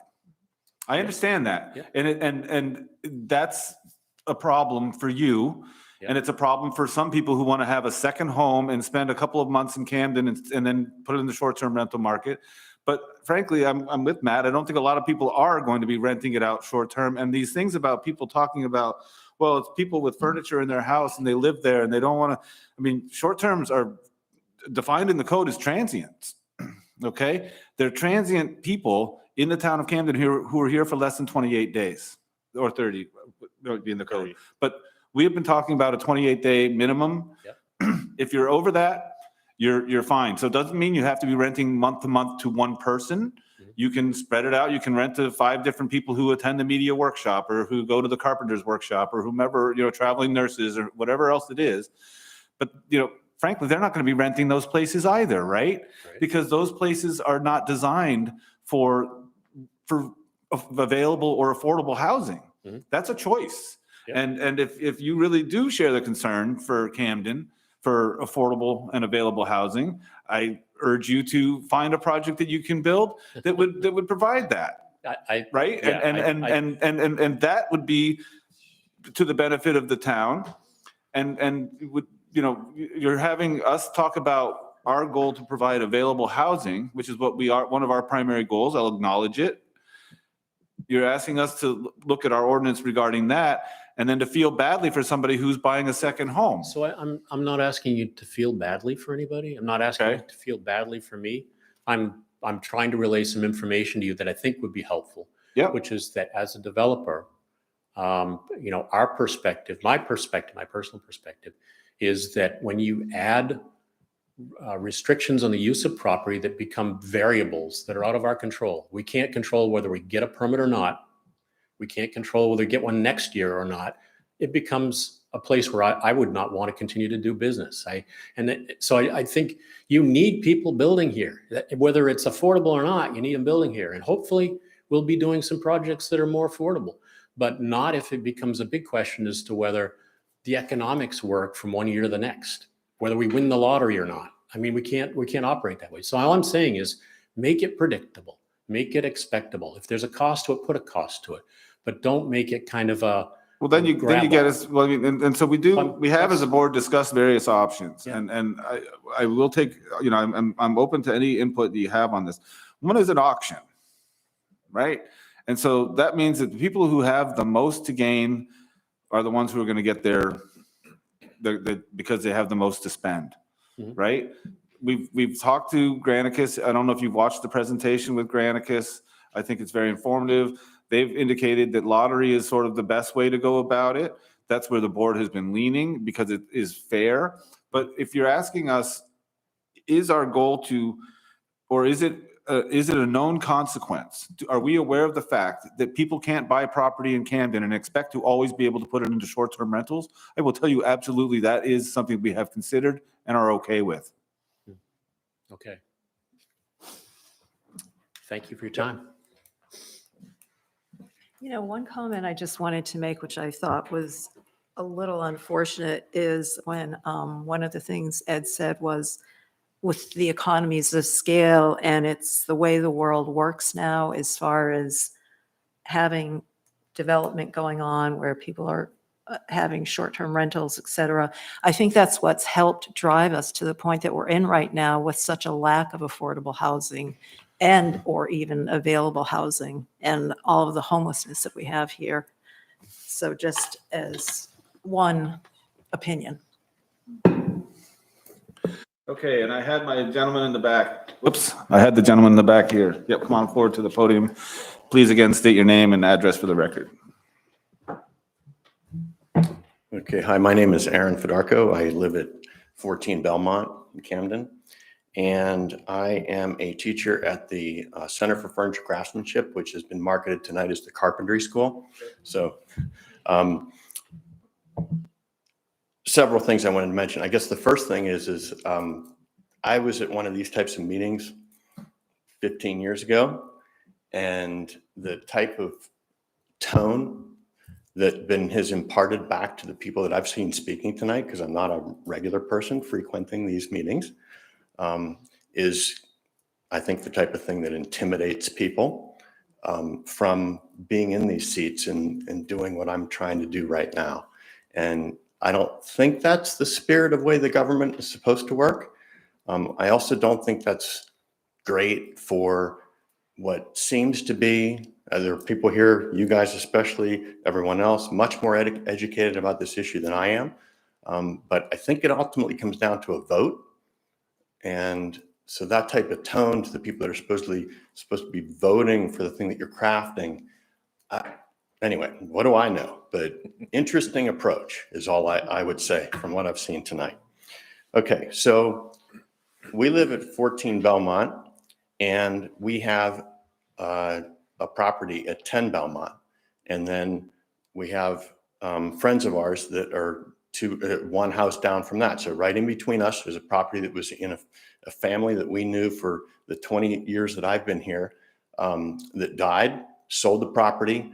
Neither one of us could purchase it ourselves, but our two families got together, purchased this property, and we have been renting it out for the past couple of years. This is something where you can probably tell I'm a teacher, essentially, from what you mentioned. I guess that's one of the groups that you're targeting as people we're trying to preserve in the area. And most people that I know, the ones that are lucky enough to have single jobs, great. But a lot of people have several different ways that you kind of put this whole thing together, right? I teach at the Center for Furniture Craftsmanship. We have this little supplemental rental thing going on. But as far as I can tell from the way you've crafted this so far, we are one of the commercial people because we own jointly this property that's between us. We are there all the time. We get to know the people that are there renting it for us, etc. So I would say that our special case is one that I would really like you guys to take a harder look at, because we did mention this earlier on.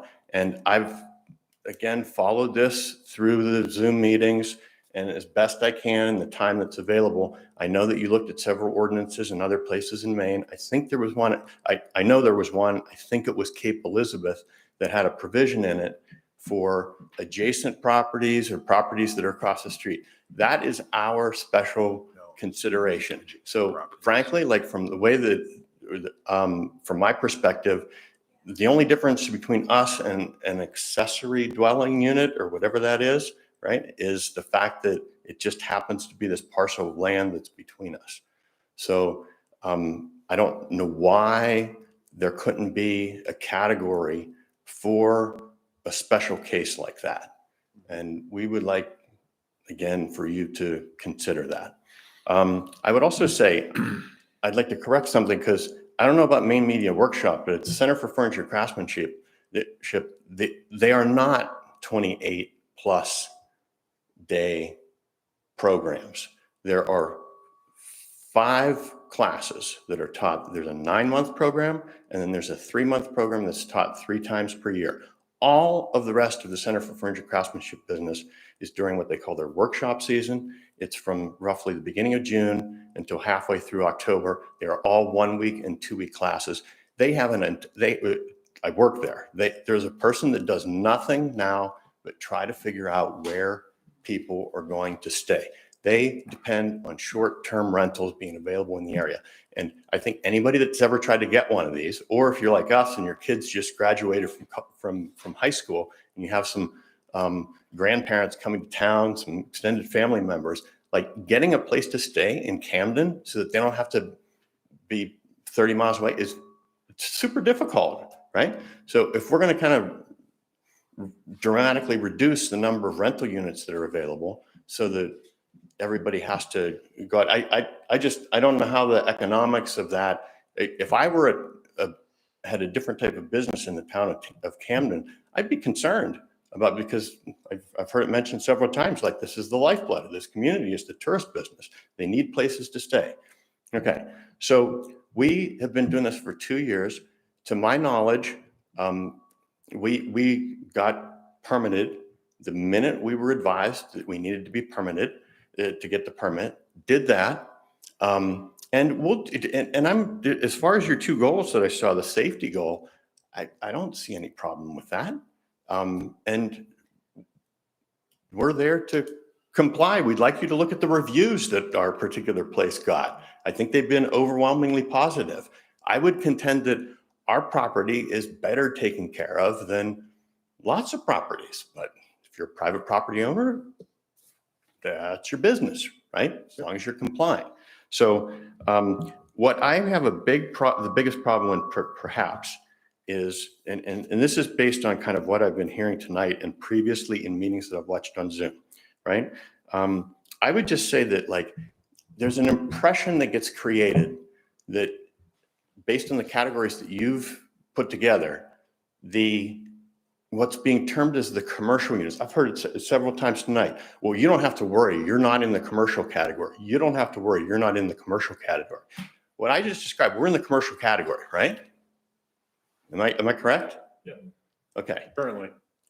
Currently as proposed. Okay. Yep. So we're in this commercial category, and I think you'd be crazy to listen to any of these meetings and not come away thinking that the onus of all of this and the higher fees, et cetera, are going to be placed on these commercial people, because the commercial people are kind of like the same group as the investment banker that lives in Florida and has purchased this over the internet, maybe never visited the property, lives in San Francisco, has no ties to the community. And I'm sitting there right next door to this place that we would like to keep in our collective families, because between the two families, we have 5 children, 3 of which are in college right now, that we would like perhaps someday they could come back here in the not too distant future and maybe sink some roots in this area and be able to do that. And so some people may say that, hey, that's lucky. There are lots of people that can't even consider that. I hear you, right? I'm not here saying the world is fair.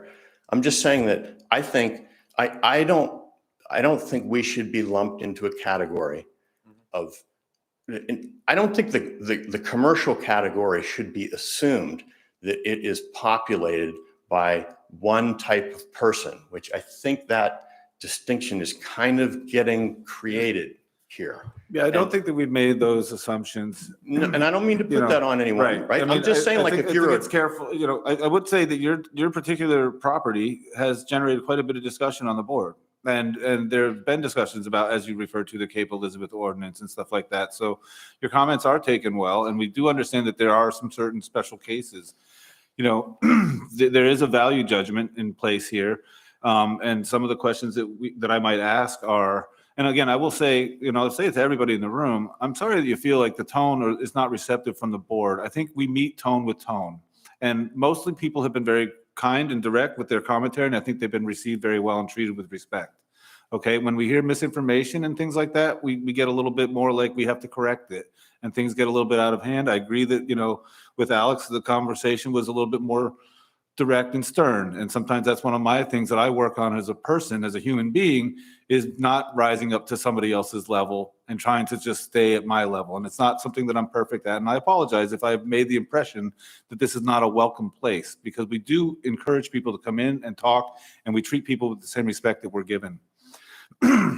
So I do have a couple of questions though, because I think on your property, is it generally rented for more than 28 days?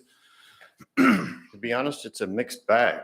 In the summertime, sometimes we have people that are there for 1 week or 2 weeks. Then we'll get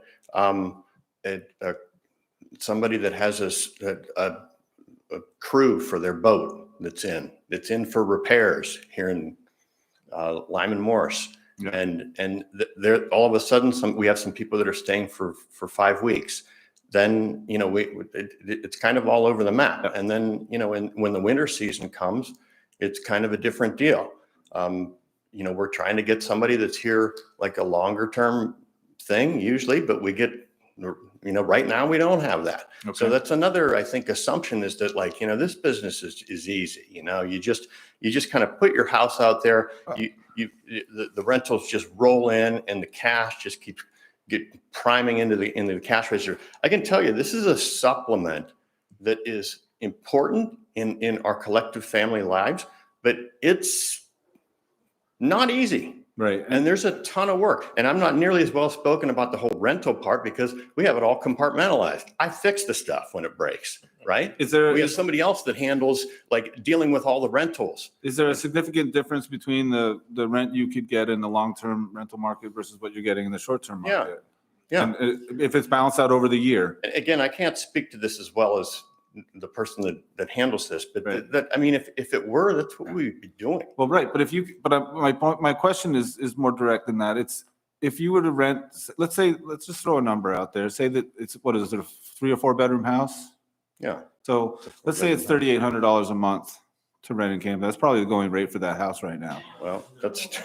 Well, I mean, have you It's looked? not, again, I can't speak to this. Yeah, I mean, you show me that's 3 not bedroom what- houses that are going for less than $4,000 in Camden right now. Show me what's on the market.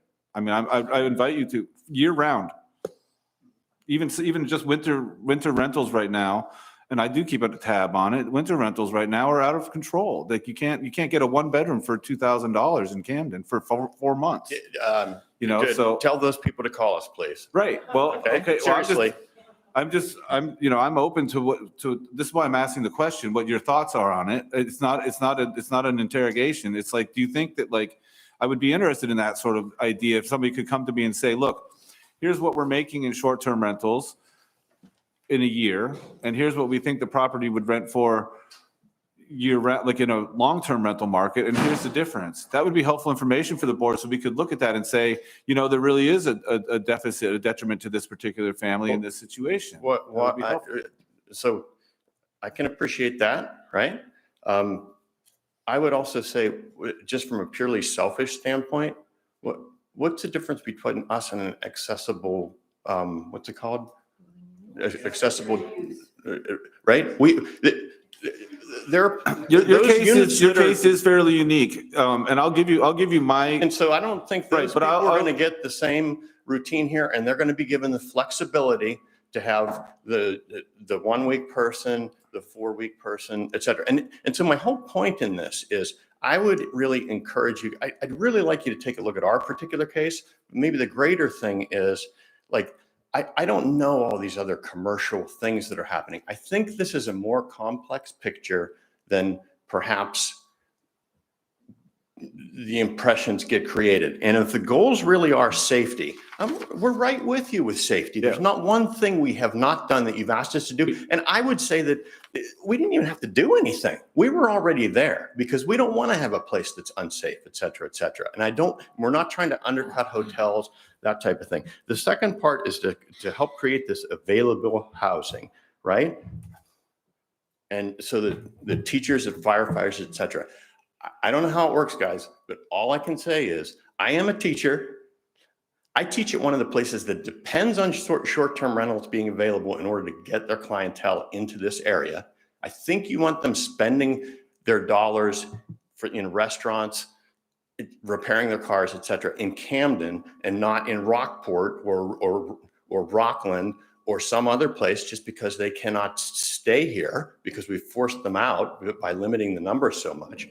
And understand that, like, this commercial category as it's currently defined may include other maybe little complicated or off the beaten path type things. I don't know. And so it's a tough job you have trying to put these into these appropriate categories, but it is concerning to me because I think I can see both sides of this argument, the need for regulation, the need for safety for sure. But to the extent that you're trying to, and this, I don't want to get on this topic or profess that I know anything about it, but the extent to which you're trying to solve an economic problem that is across the United States right now, I don't know how much traction you're going to make on that goal. And one thing I wanted to say before I step down here is that I would really like to see some data of this goal happening. Yeah, we actually have been seeking what I that. have heard, we have been seeking that, and we have some actually feedback on that from other towns. I've been reading about New York City. I know that's a special case and all that, but these are very difficult things to measure. And I have not seen anything out there where they're like, you know what, this is fixing this problem. People are able to, We have spoken to some towns who have said that they've seen these short-term rentals go into the long-term rental market. They have data? Yeah, I mean, we're working on getting data from them. It's not easy. These ordinances are young, they're new. But as you noted, this is a nationwide problem, and nationwide, communities are addressing them with short-term rental ordinances because they believe that it will work. Yes, they are. And when we do, as I said, we are very sensitive to your particular situation, but I will give you just another perspective, right? What would happen if you couldn't do it short-term rental? You could either put it into the long-term rental market, and if that doesn't work for you, you would sell it. Potentially, as you said, a family would move in there, that like the family that vacated, or another family like yours. That would be adding to the available housing market. That is another argument. I'm not saying it's a winner or the right argument or that you should agree with it, but it is another perspective. So, even in a situation like yours where you say, well, 2 families, kids in college, all that stuff, we're hearing you. And we're not saying that there's no room for discussion on the abutter provision, which has been sort of in and out of our ordinance. One thing I know that we have said is if there were to ever be a cap, that we would, for properties that have complied with the ordinance, as you expressly have, and we are very pleased and grateful that you did, because most people who have been speaking have not. Okay? You have complied with the ordinance. We've talked about grandfathering that for the first year of the lottery or whatever, if there was a lottery, those sorts of things. I know that wouldn't make you completely happy because you don't know what's going to happen the year after. But if you didn't get it the year after, guess what? You still have the option to put it into a long-term rental scenario or rent it for more than 28 days, which takes it out of the ordinance on a 28-day basis. So we're not considering all of those options. We're not thinking about these things, and we're not assuming that every commercial defined category is going to be some out-of-state corporation owning a property to make profits off the backs of the people of Camden. But there is at some point a point where we need to get to where we find what we think is the best shot at meeting our goals, and also allowing people the right to do what they will with their properties. But property rights are not always inalienable. People are regulated all the time what they can do in their homes with zoning ordinances and all sorts of other things. Those things are out there. And so we are trying to find a balance, and your comments are taken and welcomed. And again, if you want to come back or provide any other information, or even look at those, like an analysis like I asked for, that would be helpful information. It really would. Very good. Thank you for your time. Go ahead, Lucia. I have a quick question for the speaker. Do you ever rent your property to the long-term students, the 3-month and, what'd you say, 9-month? Yeah, we've rented to the 3 month, but we haven't rented to the 9 month. That's not by desire. It's not as easy as it seems. I work at the school, but we're very new people on their list of all the people they go to try to get rentals. So it's very hit or miss, even though I teach there. Right. Thank you. Just for the record, I heard people talking about numbers of how much do houses rent for right now in Camden. I think there are 3 on Zillow right now for rent in Camden, and they're all the November through the end of April is what they are. One's $3,500, one is $1,500, and one is $2,000 per month. What's that? Bedrooms. 2-bedroom for $2,000 a month. 2-bedroom for $1,500 a month, and a 2-bedroom on Pearl Street, very nice home, for $3,500 a month. Mm-hmm. Yeah. From November through the end of April. Yeah, those are just off-season off-season rentals. Right. Yeah, and there's no year-round rentals available on. I wonder, I Zillow. should check and see if they're registered. Yeah, we've gone pretty long, but if there's anybody who's sat through all of this and still wants to speak, I really want to make sure everybody gets an opportunity. So please just raise your hand. And as far as getting us comment, our office will always take comment from people, and we share it to the board immediately. We get it by email and we share it. We entered into the record. We always do that. So don't feel like you need to always provide the comment to the board right now. Yep, we did. We have received numerous emails and we And if you do, want to read the ordinance and provide comments, like constructive criticism on the ordinance on what we should look at, or maybe how we could do things differently, that would be helpful too. yep. And What's that? Can you register online? We actually don't have that set up yet, but we will soon. We're trying to get that into our iWork system. So, yeah. Going to town office, basically. Yeah. I never actually heard of a registration requirement. you're not under it. Well, I rented less. Yeah, but you're still, But it's still your primary residence. Okay. it's only, yeah, it It would only apply to people who don't live on the property. Yeah, go ahead, Alex. Can you provide those comments that you've received somewhere public? They go into the public record, yep. Yeah, you could reach out to me. I think what I'm going to probably end up doing is I'm doing a portal on the website that people can get to all the information on short-term rentals, and these discussions and comments. Is the plan. Yep, and it is meant to be open. It and- probably won't happen until after the new year though, Alex. So this was more like a public hearing than a workshop, which is good though, because, we do want to take the public comment. And so we've got all those comments in. It is getting late. So I think what we're going to do is say we should digest what we've heard and take it home, mull it over, sleep on it. We think short-term rentals 24/7, don't we all? Yeah, I do. yeah, it's my livelihood. So I appreciate everybody being here. I appreciate all the comments from the public. And if you need to be informed on when, or wish to be informed on when we meet next, you can contact Jeremy or Shenley, and they'll put you on the email list that goes out to let people know when it's next on the agenda. If we can make progress on something, I'm thinking January 4th is when we would meet again. Either a continued discussion on this. Progress is relative. I know. And maybe peers discussion on January 4th. Okay, so that's the goal is next meeting would be January 4th. Yeah, I mean, we maybe could meet it. I mean, I know that's right after the new year. We could maybe push that to the 11th if you wanted. Yeah, I don't know. We'll Okay. see if everybody's going to be around. Everybody get like. Jeremy, around on the what 4th. is what's your take on individual board members supplying written comments to Shenley, who's drafting the I think code? that's fine. That's yeah. fine. Yeah, you guys can't discuss those comments. Right, so we can't have an email discussion because that becomes a public Yeah, meeting. I got that. But you're absolutely capable to send written comment. Yep. So questions that we have on, because we've not all discussed this, you Which know, was sort as of is hopefully the in this goal, right? state. Do we Do we wait? Yeah, do we wait to the table next that one? for the And next- Well, I what mean, I would be think- helpful would be get questions to us, and then maybe Okay. we can, staff can actually provide some answers Oh, all right. to those comments. Sounds good. Thanks. Which would help frame our next discussion. Right. I mean, So unless you we'll want to just stay here and hash this out for another hour and a half or whatever. No, that's fine. I mean, we can. Questions we have should go to the whole board. Yeah. Well, Group email.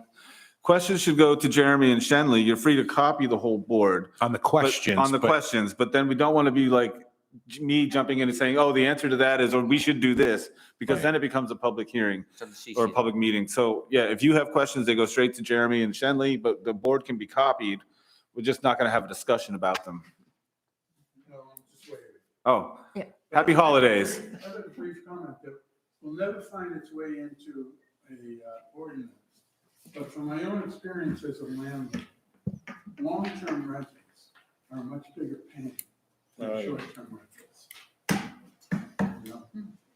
I've heard a lot the opposite, actually, that people who are in short-term rental markets are like, I really just want to go back to long-term. Well, my experience has been, a lot of times you don't know what's going on with your property. People don't tend to take care of things. They're not inspected, cleaned weekly like short-term rentals. Yep. And could never happen in Camden, but God forbid you get a deadbeat. It's like to get them out of there. It's Yeah. a 3 or 4 month project. Yeah. No, there are some risks to the long-term rental market. It's certainly not any great, easier thing, I'm but really interested in some of these numbers because, my unit is just a 1-bedroom unit. But my ratio is that a week's rental in the summer is a month's